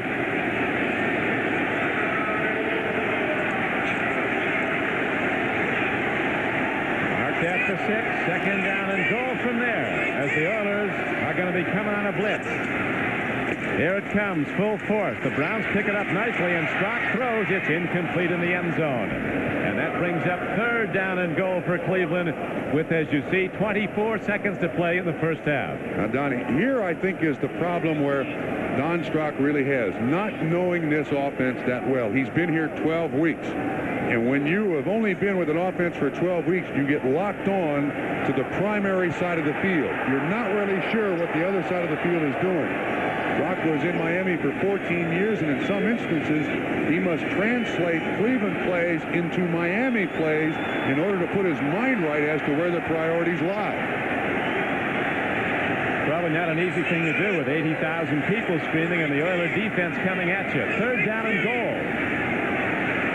Just change the play. Timing pattern. Intercepted. It was knocked away. Bostic is on the run. And the Oilers take it back. And they have it at the 45-yard line of Houston. And now a penalty marker comes in, but the ball was knocked free from Straka. He doesn't know what happened. He's saying his arm was going forward. Well, we'll be looking at this. But Bostic came up with it. Houston came with the blitz. Ball, the way it looked from here. He was in a hurry here because the 30-second clock was just about to expire. There you see Bostic in the back. He lost it. Fell out of his hand. That's an incomplete. That's going to be a fumble recovery. No question about it. That is a fumble recovery. If we can go back to the point where the ball slips out of his hand. Replay is reviewing the play. It looked, Trump, like he was not hit, that it just slipped out of his hand. And the question is, was the arm going forward? I think he lost it before it went forward. Arm going forward. No way. That's a fumble. When he was taking it up. When he was getting it up there, getting ready to throw. Bostic actually gets it here in the one bounce, I think. I think he slapped it on the ground. Pump. You know, I'm not so sure that he didn't hit Ernest Biner's shoulder pad. I do believe the replay is going to have the fumble stand. The play stands as ruled. It was a fumble by the quarterback. Returned by Houston. Houston then fumbled. We brought the ball back to the start of the fumble by the 2-minute fumble rule. First down, Houston. So this nightmare by the lake continues for Don Strock. Intercepted 3 times, and then with his team in almost point-blank range to at least get a field goal. They had a 3rd down and goal coming up in the 6th. He loses the handle and the ball, and the Oilers get yet a 4th turnover from Strock. And I'll tell you what, Marty Schottenheimer's got a real sales job to do in his football team at halftime. The one turnover by the Oilers produced 7 points for the Cleveland Browns, the only points of the day. He's got to really get out his Gipper speech today. Amazing turn of events as his opportunistic Oiler defense pounces again. Warren Moon's going to go for some before it's over. Alan Pinkett runs it across the 40. And Pinkett is all the way out to almost midfield. He got a 1st down with 2 seconds left, and that'll do it. Now the Oilers call a timeout. Moon might let her rip deep. Why not? Now Jerry's saying, no, just run the piggy tail.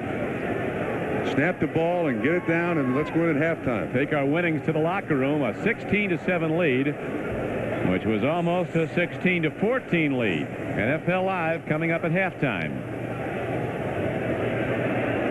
2 seconds to go. Oilers jumped first. They scored on a 39-yard field goal by Zendejas. Followed that with a Domingo Bryant interception of Don Strock returned for a touchdown. It was 10-0 in the first quarter, Houston. Browns came back when William Dean Perry scored Cleveland's only touchdown. The defense scoring the 2 touchdowns in this game so far. Picked up a fumble after a hard hit by Grayson on Warren Moon. And Marty Schottenheimer thought turnovers would turn the game, but they thought they'd be his team's way on the home field. Not so.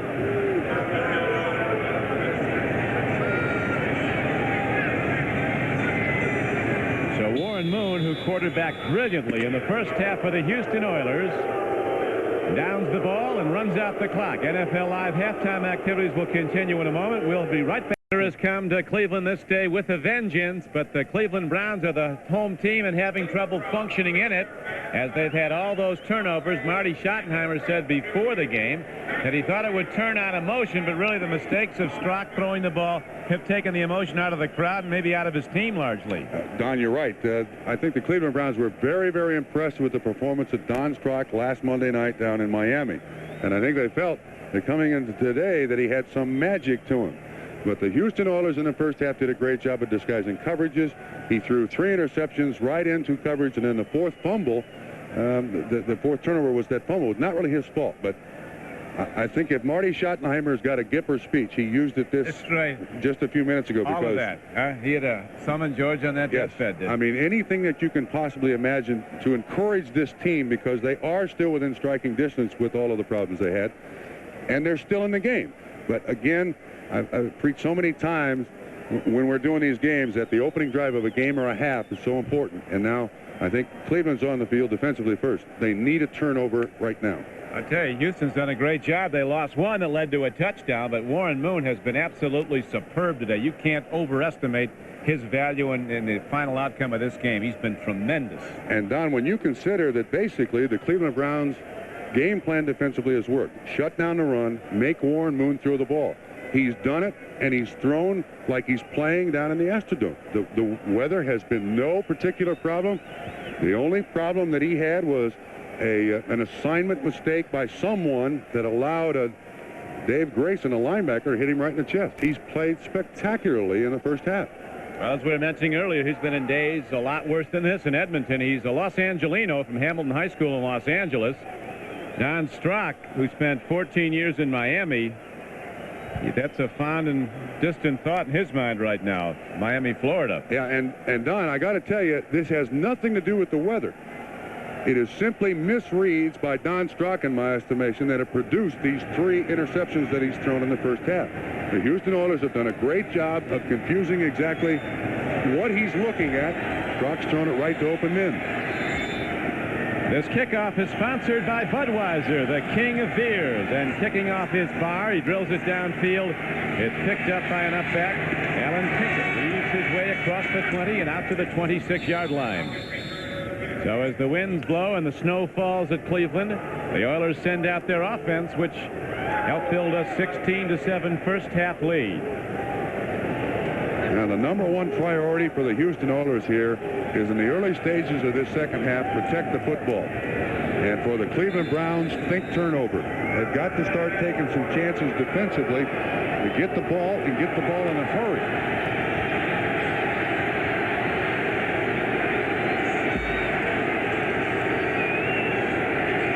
Moon, 6'3", 210 pounds, out of the University of Washington. Former Rose Bowl MVP, pitches back.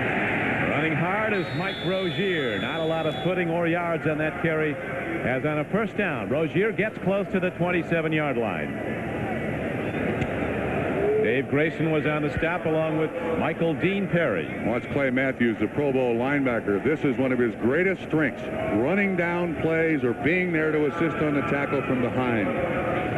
You have to account for Clay Matthews in every offensive plan that you design. Matthews in his 11th year out of Southern California. The #1 draft choice of the Cleveland Browns, and he gets better every year, it seems. Bigger than ever, 245 pounds and as fast as he's ever been. Rozier gets running yards on a second down and long 8 play. He runs the ball close to the 30. That'll bring up third down and about 6. As maybe Trump, the Oilers are looking to take time off the clock if they can with a 9-point lead and the weather worsening. And certainly protect the football. They don't want it thrown up, exposed for an early pickoff to put emotion back on the side of Cleveland. I mean, generally speaking, the stadium is quiet. Houston's got things going pretty much their way. Watch this direct snap now to that up-back Highsmith. Right, they sometimes go to the blocker. This time they go right to Warren Moon. Throwing on third down, he makes a connection for a first down. As the ball is out to the 41-yard line to Drew Hill. Stephen Braggs was covering on the play as best he could, but not many people can cover Drew Hill, who now has 70 receptions for the season. Now, you got to think with this lack of pass coverage by the Cleveland Browns today, they really miss Hanford Dixon.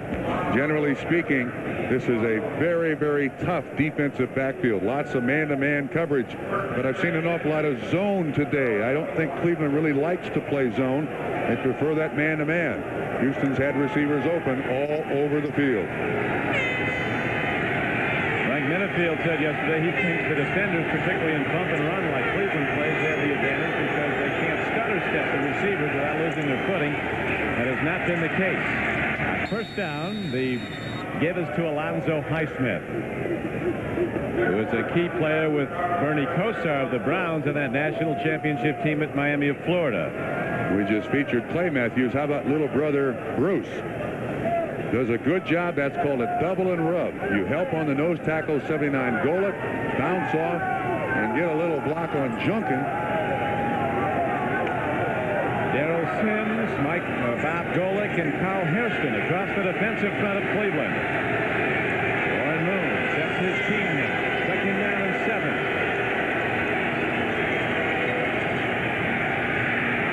Give it just a bit. Here is the throw downfield to Ernest Givens, indeed, and he's down to the 42-yard line. But picked up and a delivery right over the middle for 15 yards as Warren Moon, poised and strong of arm, continues to move the ball in the bad weather against Cleveland.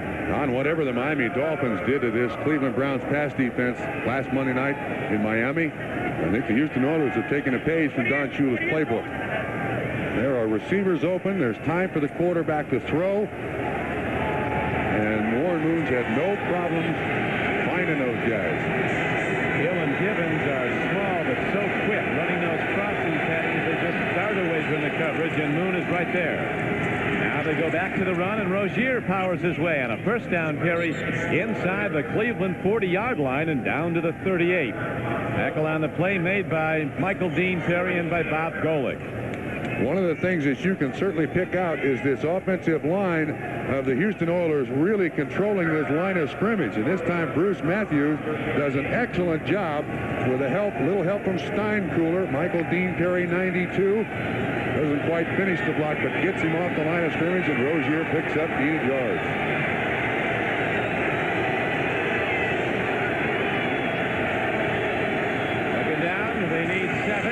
The give. It's Rozier again, running hard to the 35-yard line. And that That'll bring up 3rd down and 4 as Mike Johnson, inside backer 59, made the stop. And Rozier, who just went over 1,000 yards for the first time in his NFL career, may not know getting it. up. They're going to have to tell him later. 5'10", 200 pounds, and he hits like a rocket. That time he got dinged, but usually you don't hit Rozier, he hits you. With 10:56 to play in the 3rd quarter, the Oilers feeling good about things, and well, they should, leading 16. This game is brought to you by Coors Light. There's no slowing down with a silver bullet. It's the right beer now. By the heartbeat of America, today's Chevrolet. And by the U.S. Armed Forces, it's a great place to start.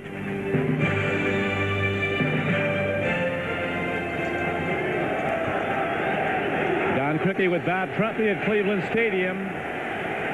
Snowfall has picked up. Chill factor well below 0, but the Houston Oilers functioning very well in their first cold weather game in 3 years. Moon stands in. They're taking care. Look at that throw down the field to Alonzo Highsmith. And he's down to the 7-yard line. Lost the ball, but got it back. Down on contact. The official was motioning wildly. The ball was hit on the ground. The ruling is down by contact. The whistle blew. First down.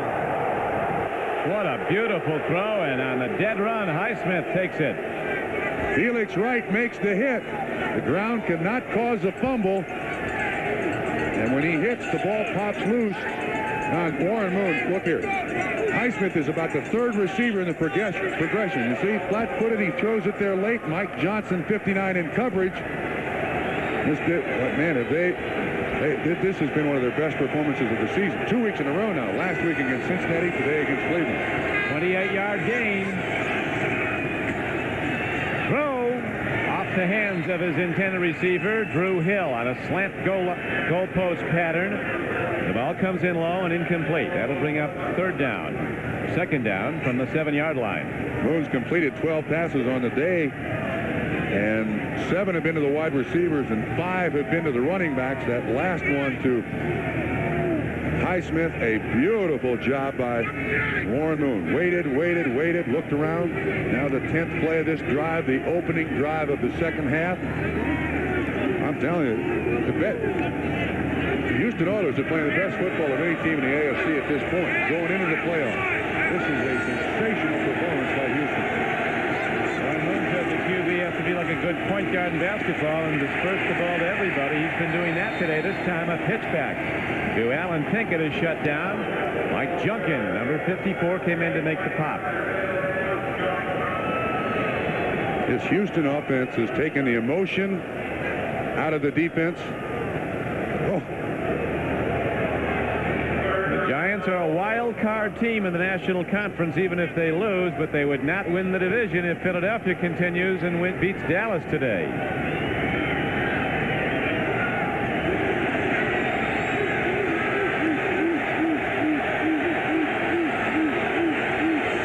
Third down and goal from the 8-yard line. Timing pattern into the end zone, and Haywood Jeffries comes down with the ball. There's a marker down in the end zone, away from where the ball was caught. Could be an interference call. Jeffries goes up for a timed throw by Warren Moon and comes down with the ball, but now we have to see what the penalty is. Looks like it's going to go for 6 for Houston. They're certainly conferring. Now, it's interesting, as Haywood Jeffries, you get Drew Hill and Ernest Givens. Here's the call. The yellow flag that was down on the field came from the stands. 6 points. You're joking. Jeffries' first NFL touchdown, and Givens and Hill are about 5'9". You bring in Jeffries, he's about 6'2", 6'2 and a half, and he goes over Will Hill on a pass that's intentionally underthrown to make the catch. I'll tell you though, Trump, I'd rather get hit by a yellow flag in the stands than a snowball. And those are coming down now as Zendejas tries the point after. He's had a big game, Tony Zendejas, and so have the Oilers, as they have now taken command of this game 23-7. Haywood Jeffries in the end zone with his first touchdown in the NFL, and that puts the game perhaps out of reach in this weather for the Cleveland Browns. 23-7 is the count in favor of the Oilers.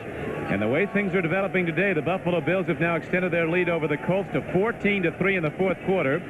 The Patriots would go to Houston. So there's some whooping and hollering in Boston right now with good reason. Raymond Berry said yesterday after they lost, I'd take our situation over being out of it. We still have a chance. It also means that Buffalo is home throughout the playoffs. They have the home field advantage. Gerald McNeil and Glenn Young. I'll tell you, the one team that could beat Buffalo up there is New England. I like Houston up there, too. Well, after this performance, Glenn Young comes down the field with the ball and gets out to the 37-yard line. Another pushing and shoving match. Very much goes in this AFC Central. Jerry's kids mixing it up here. The AFC playoff picture. The way this one has gone, it's almost not settled after the season's over. Buffalo and Cincinnati definitely in. Houston wins because of the loss yesterday by New England. Houston is in. Winner of the West will go to Cincinnati to play the Bengals. Cleveland will host either New England or Indianapolis. As it stands now, New England. The Western winner is a long shot at Cincinnati. My humble opinion. I think most people would agree with you.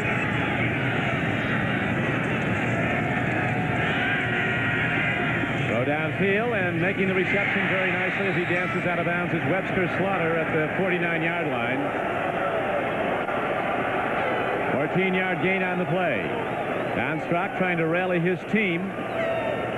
He had them close at the end of the first half, lost the handle when they dropped, bringing his arm back and hit the shoulder pad of a teammate. Ball pounced off the ground. Up with it was Bostic, and the threat was stopped. So later in what is the doubleheader game in much of the country, the Seahawks and the Raiders at Los Angeles. Conceivably, the winner of that division could be an 8-8 team, but the AFC West has nothing to apologize for. 3 years ago, somebody was 11-5 in that division, didn't even make the playoffs. Denver. Tipped. Almost picked out by John Grimsley. Webster Slaughter had the play on the ball and lost it. And that brings up second down. You know, Don Strock is a big quarterback and throws the ball over the top. He's had a couple of 3 balls tipped today, which have surprised me to no end. You see Don Strock looking at his menu. Almost a Rolodex there on his arm. He needs to dial touchdown right now. Play coming up as second down and 10 from the 48-yard line of the Oilers. Oilers 3-4 on the road this season. 6-18 on the road and over their last 24 road games. As Strock is well behind his intended receiver, Webster Slaughter. Patrick Allen covering on the play, and Don Strock. Here's the displeasure cascade down as they boo him here at Cleveland Stadium. You know, one of the things Don Strock said about this offense, as you watch this incompletion, man-to-man coverage, Allen on Slaughter, and then it's basically thrown behind Allen. But the Miami offense is very, very short. You call a play like 86X out. Here in Cleveland, it's a very complicated call because he also calls blocking schemes, and he knows that one went wild. Big down here, third down and 10. Long ball, man is open. He makes the play. Clarence Weathers, first down, Cleveland. Clarence Weathers, that quick little receiver, running the out pattern, right on time with the ball. Adjusting to it in flight for a 23-yard gain. Domingo Bryant was the closest man in coverage, and Weathers has made some big catches today. Now keep it going. Hang on to the football somehow. Don't turn it over.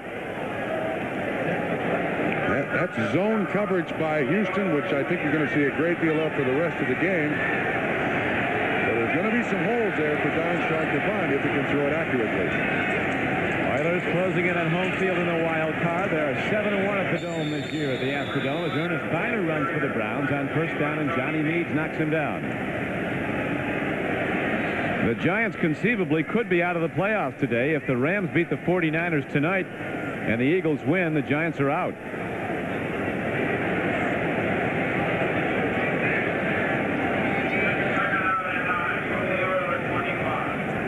game clock shows 8 minutes and 5 seconds left. Not much for Marty Schottenheimer's ball club with this big a deficit to make up. 8 minutes left to go still in the third quarter. The Browns have to start getting it into the end zone. They've been there once, and it was their defense that got there. A fumble pickup and run in by Michael Dean Perry. Swing pass. Feiner running hard. Backs his arm down to the 15-yard line. He might have a first down.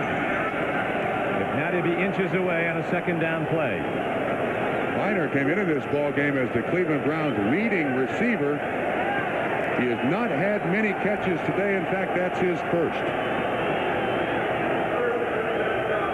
Browns have talked all week. They wanted it snowy and windy and very cold, and they got their wish. But they have not performed well in it, particularly their quarterback. And the Oilers, their first cold weather game in 3 years, have thrived in these conditions. Brock looks a little like the old Vanderoo, doesn't he? Don Meredith using on that face mask.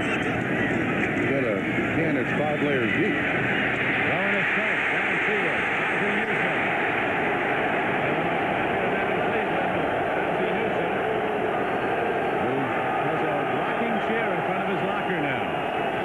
His 11th year from Alabama. First catch of the day. It extends the streak.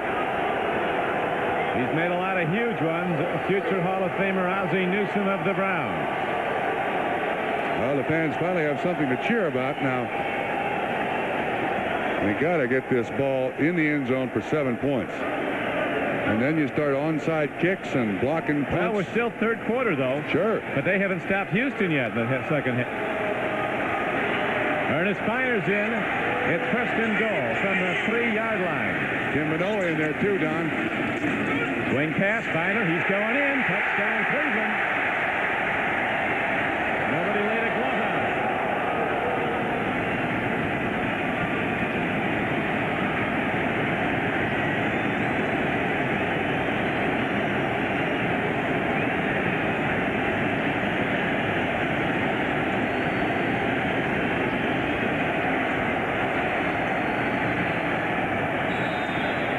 Been a long time between cheers here in the Dog Pound.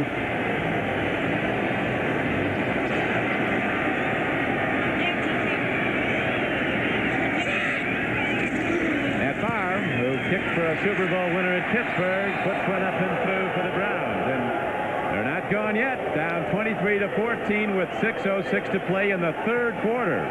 Houston comes with the blitz. Feiner on the outside has nobody covering him. Losing the ball 3 times on interceptions and once on a fumble. Don Strock finally hits the end zone with a touchdown throw to Feiner. The return now on the subsequent kickoff, Lorenzo White, the former All-American from Michigan State, the #1 draft choice last April of the Houston Oilers, runs it back to the 24-yard line. But all of a sudden, the gusto is back in this Cleveland crowd. The Browns just had their best drive of the day, 63 yards in 8 plays, and Strock was hot from 5 of 7 on that drive for 61 yards. NBC statistician Elliot Kalb totaling the numbers here furiously. As Oilers align at the 24-yard line, and this Cleveland crowd is right back in this game big time. Rozier hit by Golick and driven back. Bob Golick, a 3-time Pro Bowl middle guard. Lonzo Highsmith. And Mike Junkin a little fighting and arguing, and now the Dogs trying to take over.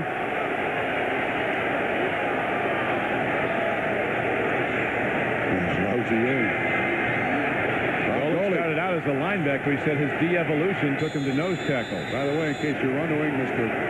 Golick put up the annual Christmas display in his locker this year, including trains and fake garlands and lights to the entertainment of all the Cleveland Browns.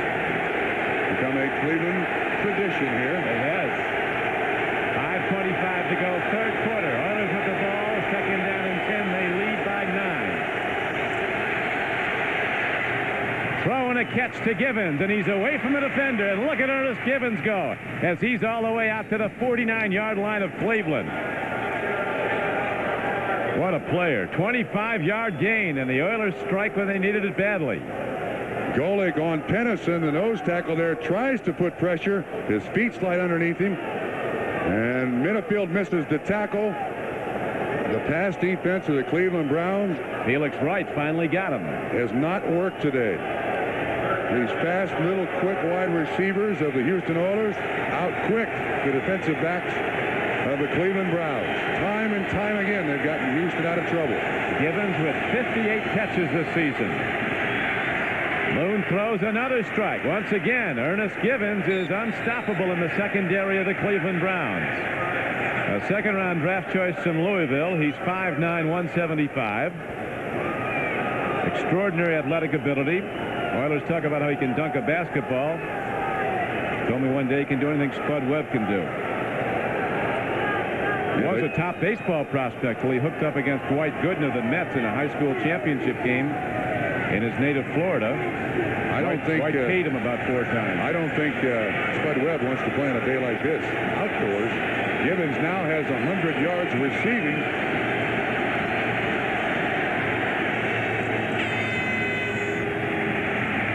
Alan Pinkett, who's only 5'7", 185, but he's had a big year for the Oilers with over 500 yards rushing and 9 touchdowns.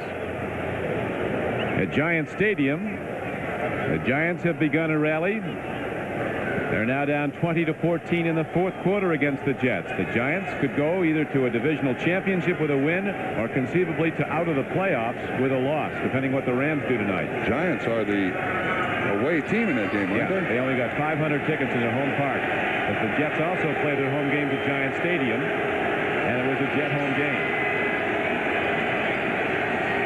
3:05 to go, third quarter. Warren Moon on second down and 9, going deep, going for the ball, but unable to get to it is Curtis Duncan, a sprinter from Northwestern. That was close. Moon lamenting an open man he didn't hit. He hasn't missed many.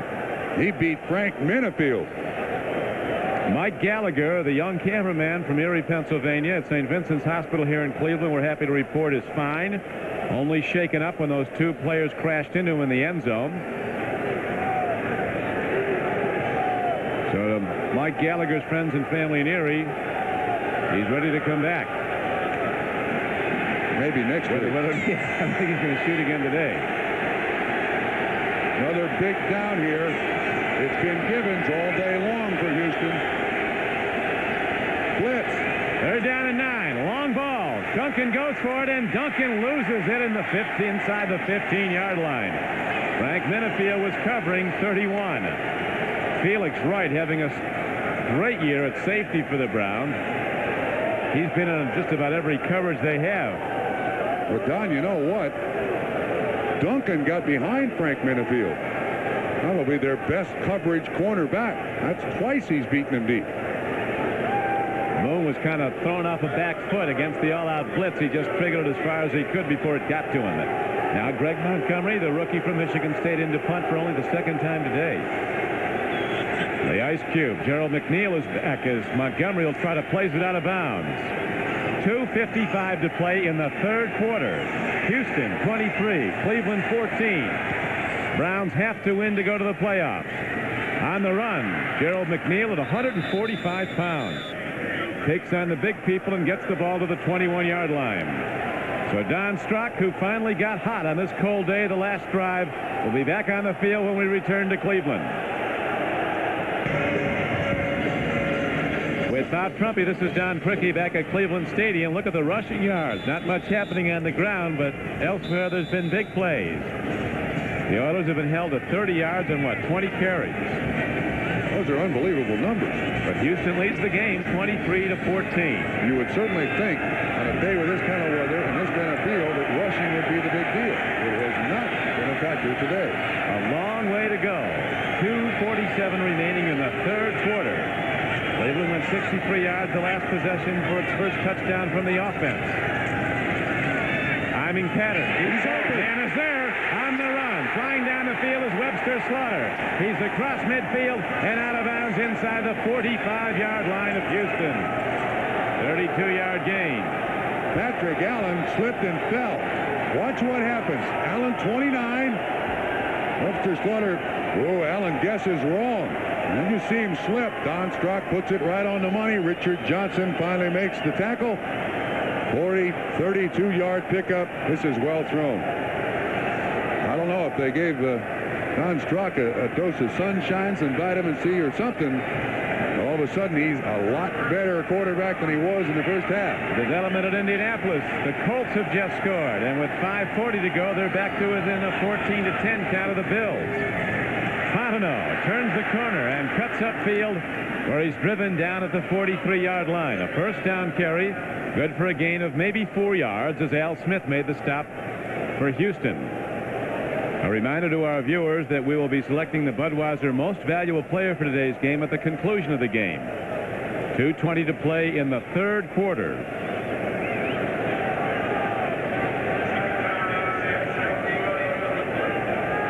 For the Browns to get in, they must beat the Oilers. Then they would host Houston next Saturday in the AFC wildcard game. Colts to get in, the Browns have to lose, and the Colts have to win. For the Patriots to get in, Cleveland has to lose, and the Colts have to lose. Houston is in as a wild card. Second down carry, good for a gain of close to 7 yards, as Herman Fontenot runs the ball. This is a gritty second-half performance by the Cleveland Browns, Don, especially when you consider the Houston Oilers come out the opening drive and score. Cleveland scores their next time, and they're driving again. But they have it by the nose of the ball. First down, Cleveland. You were talking, Trump, and you've played on this field many times as a Bengal. Now, even though it was not frozen at the outset of the day, with the wind and the snow, over a period of 3 or 4 hours, it can get rock solid. Absolutely. It's like a pool table. It's like your driveway. It's like the street in front of your house. Very hard. Ryan Brennan comes out on the near flank. First down and 10, Cleveland. Oilers call a defensive shift. They send the blitz. Here's a timing throw, and it's just off target to Derek Tennell. Houston trying to come with a blitz. Well read by Don Strock. He goes to the audible. And then he just couldn't make the completion. Jeff Donaldson, 31, was the closest one to 81, Tennell. You can see him faking the blitz. And as a matter of fact, 25 Bostic is up in there. Just can't get the ball out to the tight end. There is Donaldson from Colorado. Roving free safety. Making plays all over. Second down and 10, Cleveland. Play fake to Fontenot. Swing pass. Hard thrown. Bynum with good hands. Makes the catch, and he's ahead to the 29-yard line. Gain on the play of about 7. Bring up third down and 3 for Cleveland. Steve Brown, the left corner, and Robert Lyles, left outside backer, on the stop. Marty Lyons sees his team slowly, or Marty Schottenheimer sees his team slowly climb back into the game. Now going with 4 wide receivers, the Cleveland Browns are. Brennan is the sure-handed receiver, but Weathers has been the guy that Don Strock has found most often today. It's still the third quarter. Clock running, 35 seconds to play in it. Gets it away against the blitz. It's incomplete as Strock is hit by his main nemesis today, Domingo Bryant, who has intercepted him twice, returning one for a touchdown. You got a tough choice here. Go for the field goal or go for the first down. Now they're going for the first down. You can see the pressure again. Domingo Bryant untouched by anybody. Strock realizes it, actually does a great job of getting the ball off. And they're going for it, or at least going to act like they're going for it. On fourth down and 3. Watch Fontenot. They've hit Fontenot on this play earlier. He swings out of the backfield. He's aligned just in front and to the right of Strock. Blitz. They came early. That might be a free play. Downfield throws to the wrong side of Clarence Weathers. Now who's it on, offense or defense? I think it was a blitz, a safety blitz, and he looked like he left early, Bryant.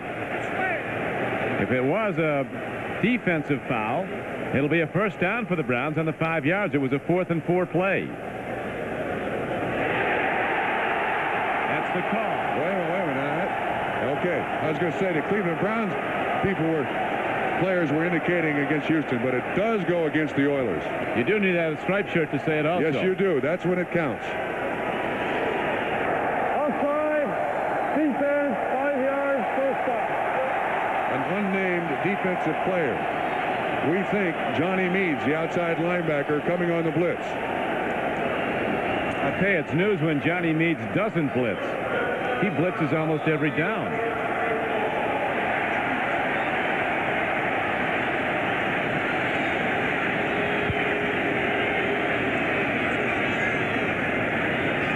Cleveland keeps the drive alive. First down and 10. They're trailing 23-14 in the closing seconds of the third quarter. Tip ball. Oh, incomplete. He almost caught that ball on the carom. And it was wide open for an interception, too, on the tip. It was intended for Derek Tennell. Reggie Langhorne almost comes. 81 is Tennell. Bostic 25 right there. 24 is Steve Brown, and he almost makes the catch. Keeping Langhorne away from it. Yeah. That was very, very close to a catch and/or an interception. Webster Slaughter running the post. Don Strock is tied to the out. 16 seconds to go, third quarter. The Browns down by 9, trying to rally here. Pitch back on the run, Fontenot, and he is down inside the 20-yard line, down close to the 17. Robert Lyles ran him out of bounds. No quitting these Clevelanders. They seem to be gone. Personality of the Houston Oilers backing off a little bit here. Allowed the Cleveland Browns to get back in the game.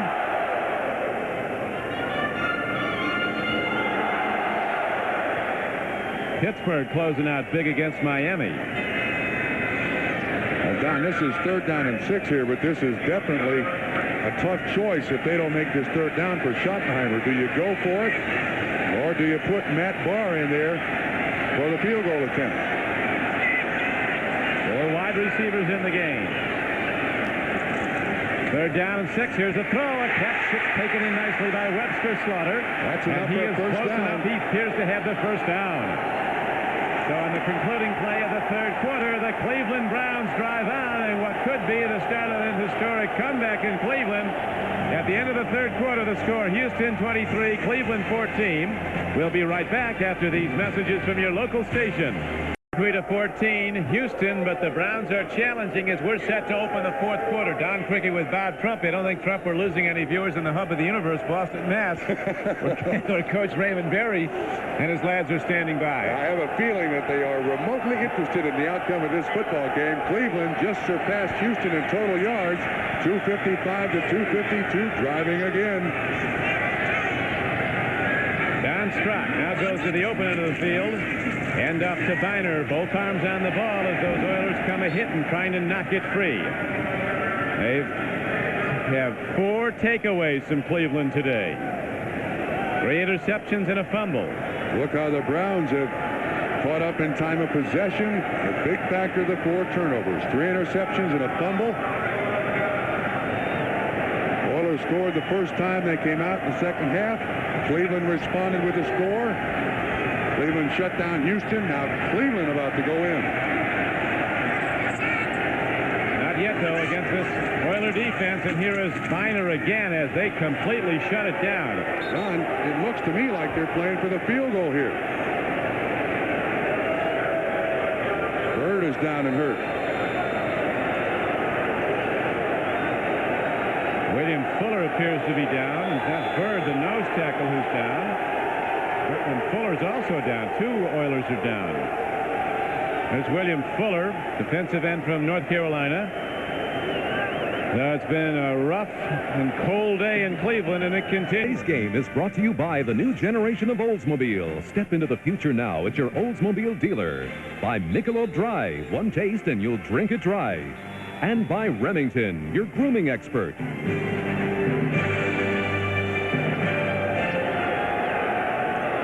Jerry Glanville looks on as his Oilers seem to have this game locked. They might have to go through this same exercise next week in Cleveland if they can't hold them up. Free ball in the air. It's caught by a Brown down to the 2-yard line. Whereas the tip balls and the breaks were going against Cleveland in the first half. Now they're with the Browns as the snow falls in Cleveland. Herman Fontenot picked up the tip ball, and it's going to be first and goal, Cleveland. Biner is the intended receiver. Bounces off his hands, off the shoulder pads of a Houston Oiler, just the way they design it. First and goal, Cleveland, and it just got a lot colder on the Houston Oilers sideline. The change in emotion has been absolutely extraordinary here in Cleveland. The Browns seem to be gone, down 23-7. Now they'll be back within 2 if they take it in and kick the extra point. Here's Biner, and he's in. Touchdown, Cleveland.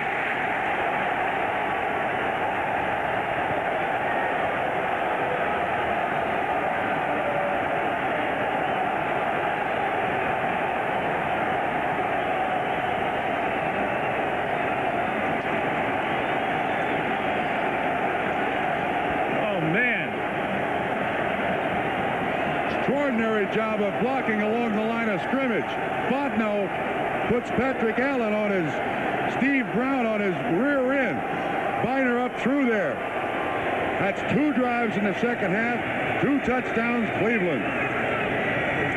Very big extra point is spun up and good by Matt Barr. And the Cleveland Browns all of a sudden have put up 14 unanswered points, and they're back to within 2 with 13-17 to play. With the chill factor well below 0, it is electrically charged here at Cleveland Stadium with excitement as the Browns have rallied. Down 23-7. They've now come back 23-21 they trail as they kick off. And the Oilers wait for it. That's Alan Pinkett running the ball back across the 20. He breaks it. Alan Pinkett was in open field. The last man to get him got him. And that was the man who kicked off Matt Barr. And Matt Barr is down. And that is could be a critical development because this could be a field goal game. Barr saved a touchdown. It's his arm, not his leg, though. He comes into the game with cracked ribs. They think at least 1, maybe more. He's been hurt on several situations making tackles. We saw him against the Steelers get a serious knee injury, kept him out for a year. Looks like the way his foot slipped out, he may have pulled a muscle of some sort. He's had knee surgery, and they need a field goal, might need a field goal. And I don't think Max Runiger kicks field goals. Now, Warren Moon sets the offense for the Oilers and goes right up top, swings it out. That's Rozier running. And he breaks tackles and gets ahead for Houston. First down to the 49-yard line of Cleveland. Now let's go back to that touchdown of Cleveland. Beautifully executed. Fontenot, 28, is out there in front. Does a great job blocking. Tim Manoa, 42, gets a big block. And Biner powers into the end zone to put Cleveland back in this game down by 2. But now, let's work on Matt Barr. Get him healthy. The defense has got to stop Houston here. Get the ball back in the hands of the offense as soon as possible. Second and about a foot. Oilers go to the run, and Pinkett running hard, gets ahead, and he gets 5 yards and a first down for the Oilers. The Giants down 20-7 in a game that could have knocked them out of the playoffs now have rallied to take the lead in the fourth quarter over the Jets. And the Giants, with a win the NFC East. With a loss, as we mentioned, the Giants could conceivably, if the Rams won tonight at San Francisco, not be in the playoffs. The report is, Don, that Matt Barr hurt his ribs again. He'll be back because he has to be back. He's the only one. He may have the most important kick of this season. That is as painful as...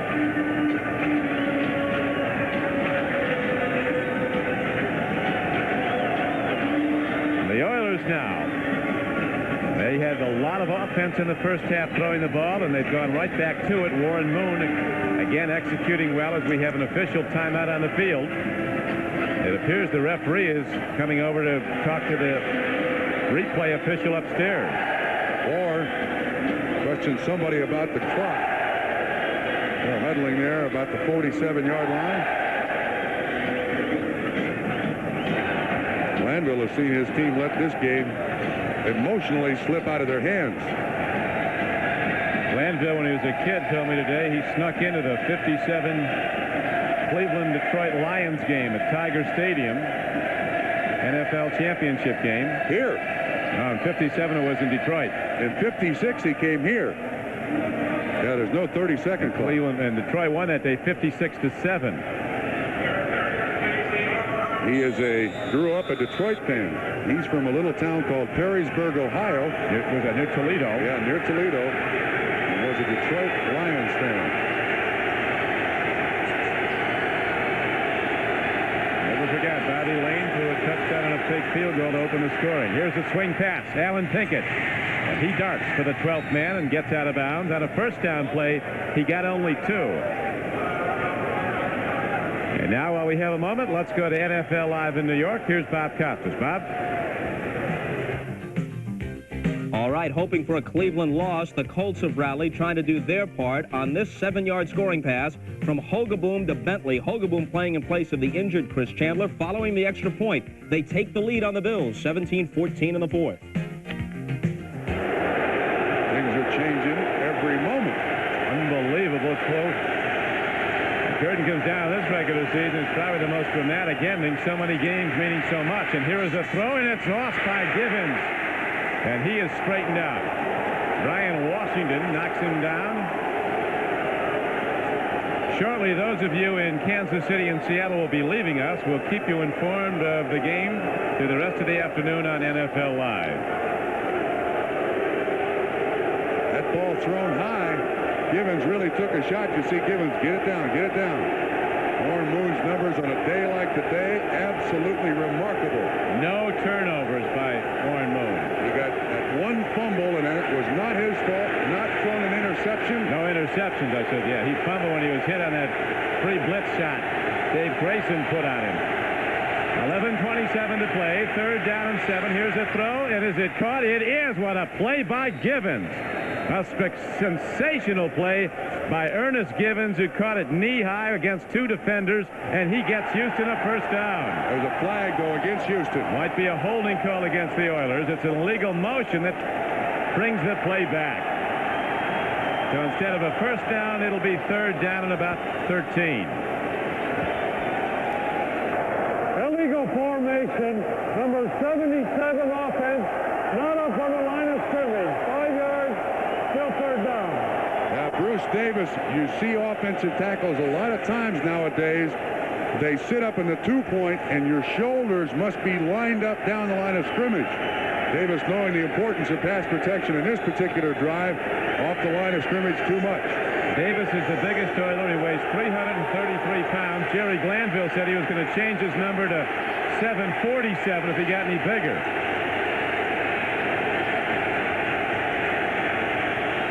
Third down and 13. Down the middle it goes, and Drew Hill can't get to the ball. As Sam Clancy had the rush on Warren Moon, also rushing on the play was Carl Hairston. And now the Cleveland Browns will get it back on a Houston punt. Great coverage that time by Stephen Braggs. He was right in front of the intended receiver. There he is on the sideline. He did his job. Now I think Houston has to protect against a block punt attempt here by Cleveland.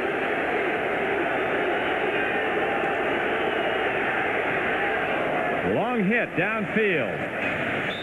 Boy, And that's a knocked beauty. out of bounds by Greg Montgomery inside the 10-yard line. We'll see where they mark the ball. As Montgomery looks downfield, and the clock shows 10 minutes and 54 seconds to play. About the 10, you're right. 1st and 90 for a trip to the playoffs for the Cleveland Browns. The long field to go for the Browns, but they've moved it for touchdowns their last 2 possessions. Fee has been paid to NBC by United Airlines, rededicated to giving you the service you deserve. Come fly the friendly skies. And that's how it looked 38 years ago in the early days of network television coverage, black and white coverage, as we go to living color when the Cleveland Browns first came into the National Football League in 1950. The then commissioner of the NFL, Bert Bell, said first let them get a football. The Browns brought in more than that. They won a league championship their first year in the NFL. Today they're trying to rally to get into the playoffs for a 4th consecutive year. As you know, the last 2 years, they've gone to within 1 game of the Super Bowl, losing to Denver. Art Modell, the president and owner of the Cleveland Browns, looking on when it seemed all was lost. Now the motion is picked up in Cleveland, as the Browns have rallied for 14 straight points, and they trail by just 2. Oiler defense digs in as the traction is poor on this frozen tundra. Strock, out pattern. Biner has it, breaks 1 tackle, takes on another, and Biner is thrown out of bounds. Gain on the play of about 7 yards. Ron, here's the story of this game. In the first half, the Cleveland Browns had no success whatsoever and trailed 16-7. They're only points by the defense. Second half, it has certainly turned around, hasn't it?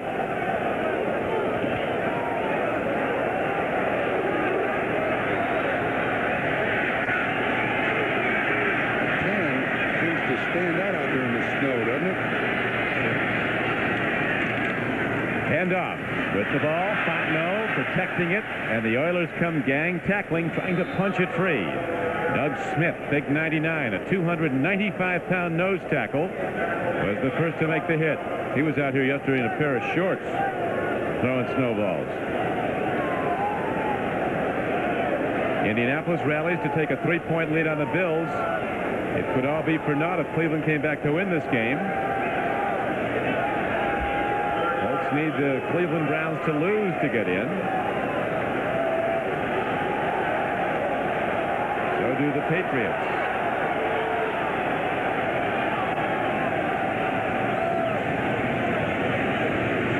Third and short now as Strock sets in the shotgun. He needs 2. He gets it. And a catch for Langhorn. Linebacker Robert Lyles, he very nearly would have gone the distance. Don, his performance by the Cleveland Browns in the second half has basically taken the Houston Oilers out of their defensive plan. They're not blitzing. You see them back in zone. They do not play zone well. Langhorn gets twisted around, and he knows, oh, if I break that one, I'm gone. But they got Houston now sitting back on their heels, and the clock is in their favor. Maybe the most important guy on the field is Matt Barr. How are his ribs? A field goal wins. 23-21 Oilers, but the Browns with the ball. Biner. First down carry, not for very much as he hits into the right side of the Houston defense. Matt Barr hurting but ready to go back out when needed as Grimsley and Smith combined on the tackle for the Houston Oilers. Game clock down to 8:55 and running in the 4th quarter. Biner's limping. Been a tough year for the Cleveland Browns. They lost their starting quarterback Bernie Kosar for 6 weeks. He came back, hurt again Monday night. He's out of this game. They lost their best runner for 9 weeks, or parts of 9 weeks, Kevin Mack, an all-pro cornerback. Hanford Dixon has not played today. Now you got Tim Minow in there, who has had this penchant for fumbling. He won't get it. He'll block. Oh, he's open. Ball downfield, going for it, and catching it is Slaughter, and he's down to the 39-yard line. But Langhorn gets it. 88, Langhorn comes down with the ball. A 26-yard gain. Patrick Allen, the man in coverage. 29. Ball underthrown slightly. Allen not looking at it. Langhorn does. There have been some big plays by the Cleveland Browns in this half. See the little hand on the back? No call. He catches the ball. Stays inbounds. First down. Now Matt Barr's got to get up and start warming up here. Well, there's a lot of time left. 8:33 to play. The Browns turned it over 4 times in the first half, not at all in the second half. Pitch back, Langhorn blocking and running with the ball is Fontenot. And he's ahead for a good gain. He apparently is going to be inside the 35-yard line. Don, look at the Houston Oilers. Suddenly, Meads is down on the ground, suddenly moving a lot slower. The defense is.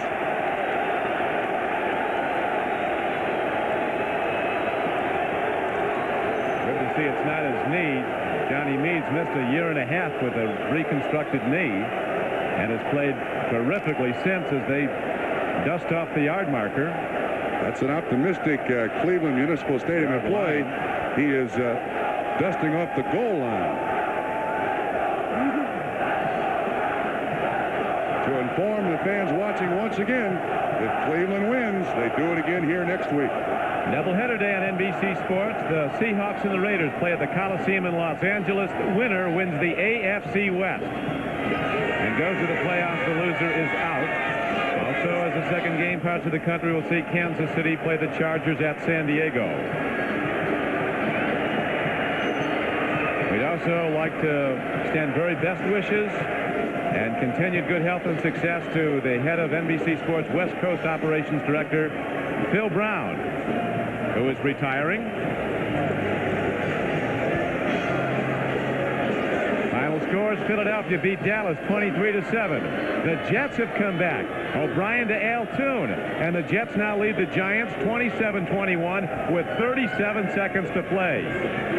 There's Matt Barr warming up. We still have Johnny Meads down on the ground. I don't want this to be taken badly, but there are a lot of instances in professional football where players are injected for injuries with pain-numbing substances. I asked Matt Barr about, can you get your ribs shot to kick? And he said, I had a very bad experience with a reaction to one of those injections in college, and I don't even take aspirin. So whatever pain he's got because of those cracked ribs, he must endure in what might be a game-winning field goal situation. He'll sacrifice his body for love of the Browns. 8:27 to play in the game. Houston leads 23-21. Cleveland driving. Second down. Pitch back. Fontenot cutting back somehow on this frozen field. He got only to the line of scrimmage, though. Maybe he lost half a yard, and that'll bring up third down and just under 3. Free safety Jeff Donaldson was on the play for the Oilers.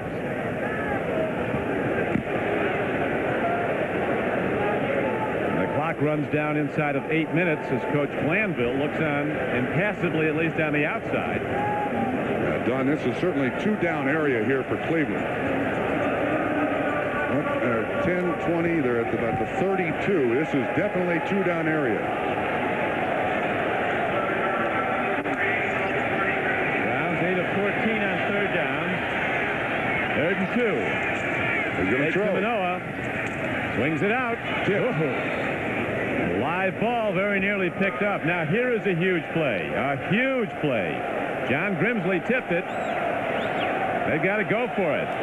On 4th down and 2, it's too long a field goal try. It'd be like 49 yards from the spot where the ball is put down.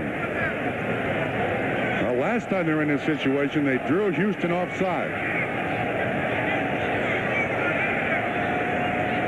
4th down and 2 for the Cleveland Browns at the 32-yard line of Houston. Reiner's back in the ball game. Might be the biggest play of the Browns season to date right now. 4th and 2 from the shotgun. Browns trailing by 2. A throw and a catch and a first down. Langhorne makes the play. Hard thrown ball, and he was popped by Donaldson and Brown. But Langhorne, slow to get up, held on to make the play. And it's first down Cleveland at the 24-yard line of Houston. He paid the price. Little slant. Inside Steve Brown in coverage. Langhorne does a good job of handling the bump, and then Jeff Donaldson hammers him to the ground. He hangs onto the football. What a day for Reggie Langhorne. 6 for 68, and that was the biggest of all. Now the Browns are well within Matt Farr's range. First down and 10 Cleveland. Brennan in motion. Second back, Fontenot weaves his way and gets down inside the 25 to the 22. And now, while we have a moment, back to NFL Live. Bob? Don, here it is at the Hoosier Dome, 4th and 15, and Jeff Herrod of the Colts will sack Jim Kelly. That finishes it. The Colts win 17-14, and they're in the playoffs to play at Houston if the Browns lose this game. Meanwhile, Buffalo has blown home field advantage to Cincinnati. Big things happening. Thank you, Bob. We have 6:34 to play here in Cleveland. Don Trickey with Bob Trumpy as now the Cleveland Browns have second down and a long 7. Throw, open, touchdown Cleveland! Webster Slaughter. So Strock, who was almost run out of town in the first half, now becomes the toast of Cleveland, Ohio, with a line drive straight for a touchdown.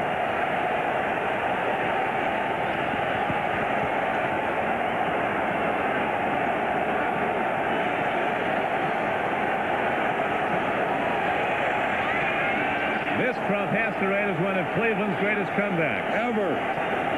With a quarterback from Florida. 12 plays. The drive started at their own 11-yard line. Justification for the drive they gave up to Denver 2 years ago. Good point. Extra points, a knuckleball, but it's right where it had to be, between the posts. The Oilers still have a lot of time, and they'll get it back. 6:23 to play in the game, but the Oilers have to score a touchdown now as they're behind 28-23. 3 drives in the second half and 3 scores by the Cleveland Browns. Webster Slaughter runs the slant. There is very little pressure on Don Strock from behind the offense. Watch Jeff Donaldson reading his eyes. Strock looks him off. And Slaughter makes the catch. When you have a veteran quarterback like Don Strock, looking off that free safety is key. Schottenheimer knows the play. Glanville, no. And a lot of people have questioned the offensive coordinator, Marty Schottenheimer of the Browns, in the second half. No questions about his job today. Don Strock has now gone over 300 yards passing. 23 of 39 for 303 yards, 2 touchdowns, and those 3 first-quarter interceptions. He's passed for 191 yards, 2 touchdowns, and no interceptions in the second half. 11-play drive, 81 yards. 3 possessions in the second half, 21 points. Just like that. Now this has got to be painful for Matt Barr.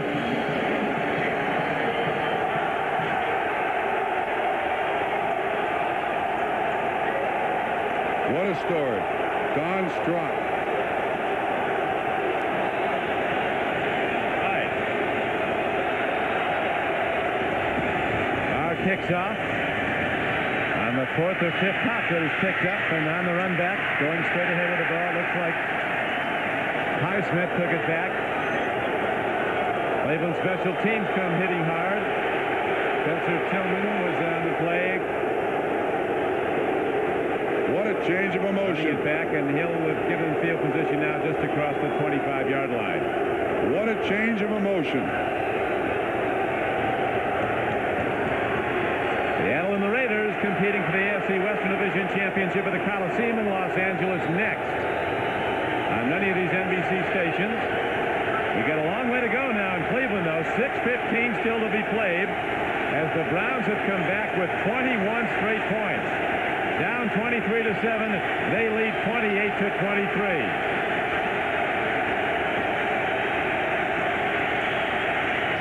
Warren Moon swings it out. He's got Drew Hill, who's ahead for very close to first down yardage. A 1st and 10 play is good for about 9 or 10 yards. Dave Grayson, the outside linebacker, who put that blitz hit on Warren Moon that freed the ball and led to the Browns' first touchdown, was covering on the play. Now the tough choice for Dave Adolph, the defensive coordinator of the Browns. Do you cover or do you rush? That is, do you lay off or do you try to put pressure on Warren Moon? The coverage has not been good today for the Cleveland Browns. Warren Moon has thrown over twice as many touchdowns as he has interceptions this season. A 2-to-1 ratio, TDs, interceptions. He's the only QB in the NFL that has that, and he needs to throw in this game now as the running game is going nowhere. The Jets, and I would say the Jets have just scored their most important victory, the most valued victory by that franchise since they beat the Colts in the '69 Super Bowl, beating the Giants today. That's how much antipathy there is between those two teams that play at the same ball yard. They're at Giant Stadium today. Jets get a winning season out of it, and they could conceivably have knocked the Giants out of the playoffs. They did knock them out of the divisional championship. The Giants must now sit and watch Rams play San Francisco to know whether or not they're still in the playoffs. Back to the snow and cold of Cleveland. Warren Moon and the Oilers with first down and 10. 5:08 to play. Moon stands in. Long ball. Man is out there, but Duncan cannot run under it. Curtis Duncan running free. He had a step on the defenders, but it was too long. Now back to NFL Live. Bob? Bob Costas back in New York. Here's how the Jets upset the Giants. Ken O'Brien 5 yards to Al Toon with just 37 seconds left. They win 27-21. Bill Parcells and the Giants don't win the NFC East. The Eagles do. The Giants are a wild card if the Niners beat the Rams tonight, but if the Rams win, they are in and the Giants are out. Thank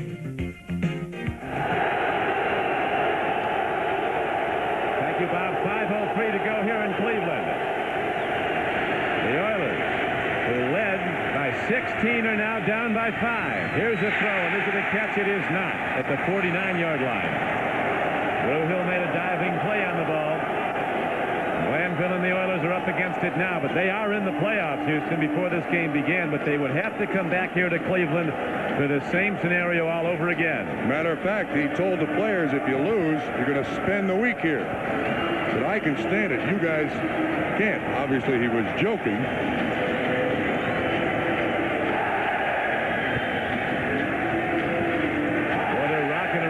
Cleveland under the lights now. This crowd was out of the game as it seemed the Browns were out of this game. Third down and 10 for the Oilers. They'll have to go on fourth down if they don't hit it here. Long ball. Jeffries can't make the play. He dove, but he was just a bit short of the play. Haywood Jeffries, who caught a touchdown pass earlier, remember, and now here's fourth down, and the Oilers are going to gamble if their defense can hold Cleveland. 4:52 to play. Moon realizes he just overthrows Haywood Jeffries. Got some arm, Warren Moon. In any weather. You realize that if Cleveland wins 3 entrants from the AFC Central, the first time a 4-team division has sent 3 teams to the playoffs. They don't have that stiff 5th team in a lot of instances to beat up on. Montgomery picks an errant punt downfield. Browns will get fairly good field position out of that, and the Oiler defense comes out trying to get the ball back.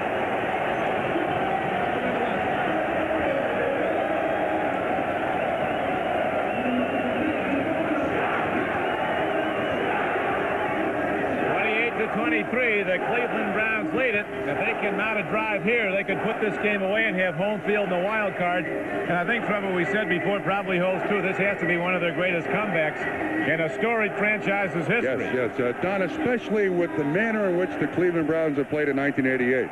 With all the injuries they've had, with the problems that Marty Schottenheimer has had, with the supposed rift between the offensive line and Bernie Kosar. If they win today, it cures a lot of ills in 1988. Snow-covered field, and the Cleveland Browns with Don Strockett quarterback go to run the clock now, and the Oilers come a-hunting the ball. Childress, the Pro Bowl defensive end, puts a hard hit on it. Bird, who was not supposed to return to the game, is right back in there, and he was in on the tackle also. Houston takes a timeout. I don't know if Coach Glanville's frozen now or what. It's not hard to do in this case. No, the man in black is ready. He's all right. This telecast is presented by authority of the National Football League and is intended for the private use of our audience. Any rebroadcast or other use of this telecast without the express written consent of the Cleveland Browns and the National Football League is prohibited. This game is the property of the National Football League, of the Houston Oilers and the Cleveland Browns. All rights are reserved. I think the Houston Oilers' chances to get this ball back and win is going to rest on an attempted punt block. I think Marty Schottenheimer is telling Don Strock, we take no chances here. Of course, Biner last year fumbled the ball in the AFC Championship game against Denver out at Mile High Stadium. And he's basically the back that's going to get it. But protect that football. Don't turn it over. And try to get the punt off. Second down and 11 for Don Strock and the Cleveland Browns, who lead 28-23. Throwing a catch. Steiner stays in bounds. Didn't get much, though, and third down comes up. 4:30 to play. Bernie's in the game. He's got his rally cap on. He doesn't need those sunglasses today hanging around his neck. Lights have been on since before the game. You can tell the little limp in his gait just by looking at his shoulders. He's wearing a big Lenox Hill knee brace to protect it. And knowing Bernie Kosar, this is a game he'd love to be in.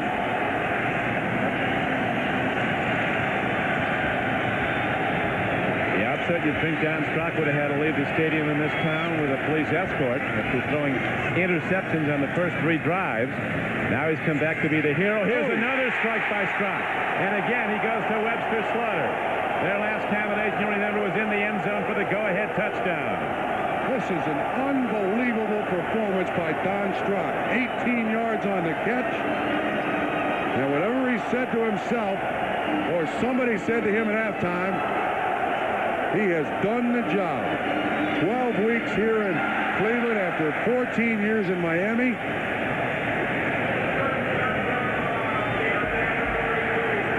.38-year-old Don Strock, shades of George Blanda, coming back on this day for the injured Bernie Kosar, and rallying his team in a game they have to win. The whole season for Cleveland came down to 1 game, and that's this one.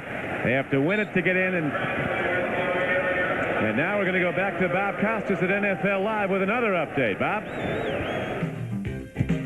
Don, after your game is finished in Cleveland, most of your viewers will see the Seahawks and Raiders battle for the title in the AFC West. It's tied now at 7 after David Craig threw this 35-yarder. The future Hall of Famer Steve Largent even up at 7 late in the first quarter at the Coliseum in L.A. Take a deep breath. Go back to work.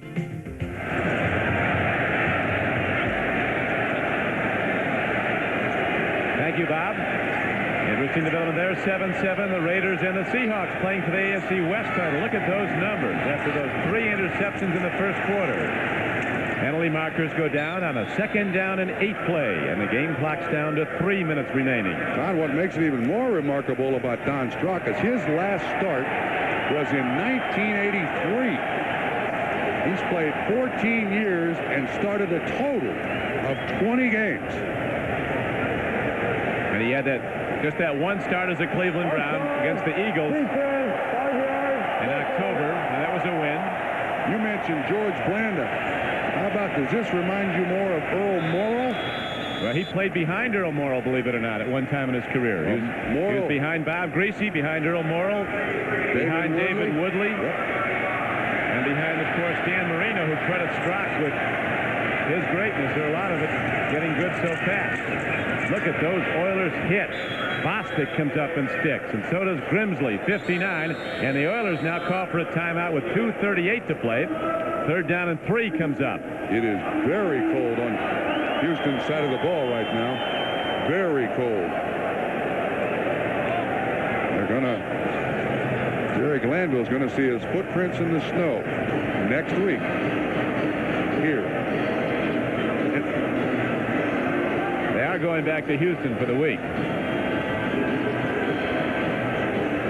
And if somehow the Oilers can pull it out, they'll go back to Houston to host the wild card game. I think you take your chances here. 3rd down, I still say it may come down to an attempted block punt by Houston for their only chance to get back in the game, and warm weather sights when this game ends at the Coliseum, at Jack Murphy Stadium. The Colts rallied from a 14-3 deficit to beat the Bills and knock Buffalo out of home field. Cincy would have it if they win their first playoff game. The Jets could have conceivably knocked the Giants out of the playoffs. They surely knocked them out of a chance to win a divisional title. The Eagles win the NFC East with their win at Dallas. Seattle now scoring to go out in front of the Raiders 14-7. The Seahawks would go in as AFC Western champion, or the Raiders would, depending on who takes that. And that'll be the doubleheader game most of you will see when we conclude here. On third down and a long three, the Browns drive on and get a first down. Houston has one timeout left. They are taking it. They'll get another at the 2-minute warning. I think these Houston Oilers sitting here in disbelief. The Browns have beaten the Oilers 7 of the last 9 times they've played. The Houston Regulars have not won here in Cleveland, where they play every season, since 1981. And they seem to have this game locked. Houston building up a 23-7 lead. And then came the Browns' onslaught as Don Strock, after that awful start, played some of the greatest football of his 15-year career, maybe the greatest. Don, maybe the worst thing that happened to Houston is that in football games they have a halftime. You go in, you get warm, have a cup of soup, cup of coffee, warm up a little bit, come back out, and even though they scored on the opening drive of the second half, this has been a real character check for the Cleveland Browns. That would be a 12:30 Eastern Time start. With NFL Live beginning at 12 on NBC Sports. Houston will be at Cleveland next week for the AFC wild card game if the Oilers don't get the ball back and come back and win. But right now, the Browns in command. That big Santa was up here. He's getting set for his mission very shortly. Before the game, Crumpin said he's been here the last 8 years in the last regular season game, and every time the Browns have won. Santa's also an Oiler fan. Jim Parshall.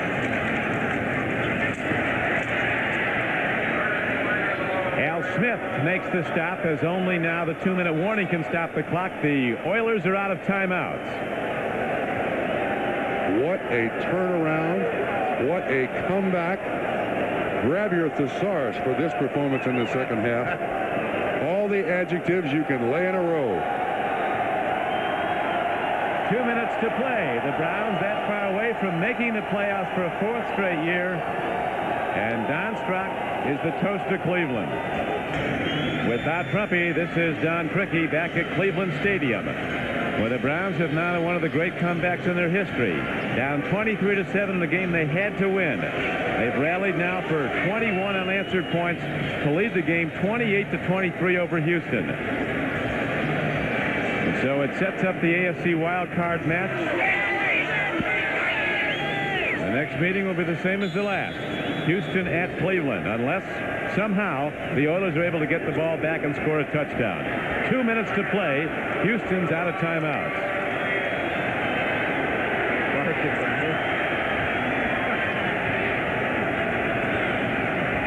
Double tight end. Browns are going to run it.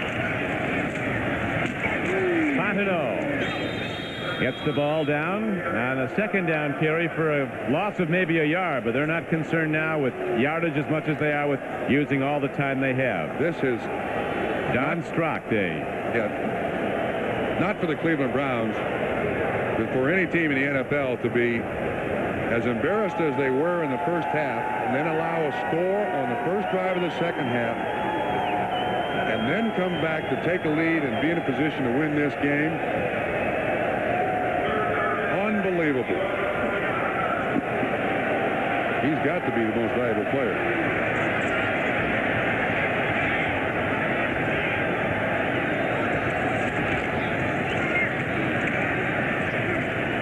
Back to the run again, down to 1:09 to go, and the Oilers powerless to stop the clock.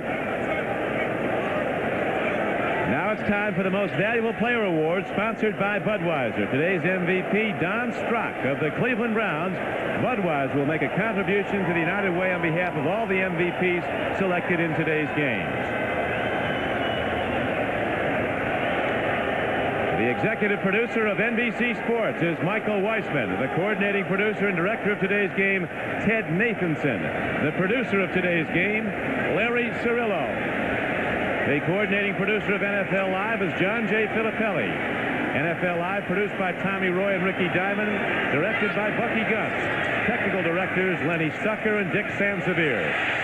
As the ball is off the fingertips of Langhorne, who's made a lot of big plays today for the Cleveland Browns. So Houston's going to get the ball back here, Don, with 20 seconds to go. Look at those numbers by Don Strock. Just his second 300-yard passing performance ever in a snowstorm. Our NBC statistician Elliot Cal pointing out in the second half that Don Strock has completed 16 of 22 passes for 212 yards and 2 touchdowns. And the Houston numbers are good, too. Moon was terrific.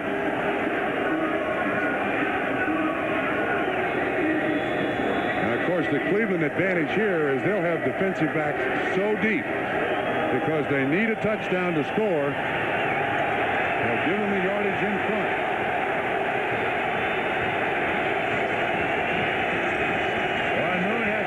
Drop back and let her rip. And here he goes against the rush. He swings it out. Alan Pinkett running in the open field. Sprints to the sideline. So Pinkett getting a lot of action. The third-year back from Notre Dame. But it's got to be a hit into the end zone and only 12 seconds remain. What is the weather forecast for next Sunday in Cleveland? How about on Saturday? Excuse me, on Saturday. I think we're looking at the forecast. Live preview.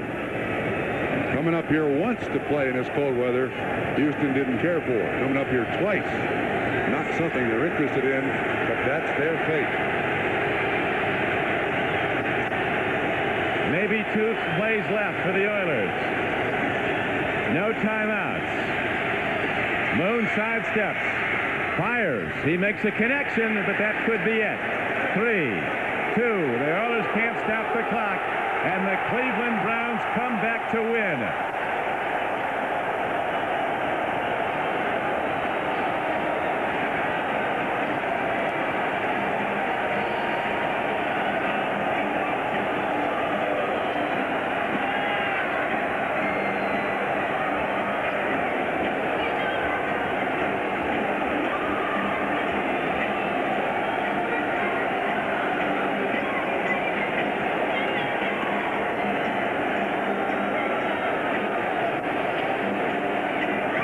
Schottenheimer.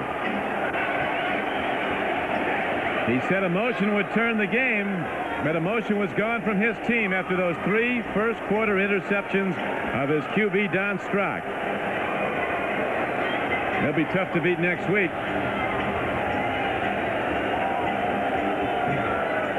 And that will do it from Cleveland on a great day for the Browns. A bitter disappointment and bitter cold for the Oilers, but they both come back to play again here next Saturday.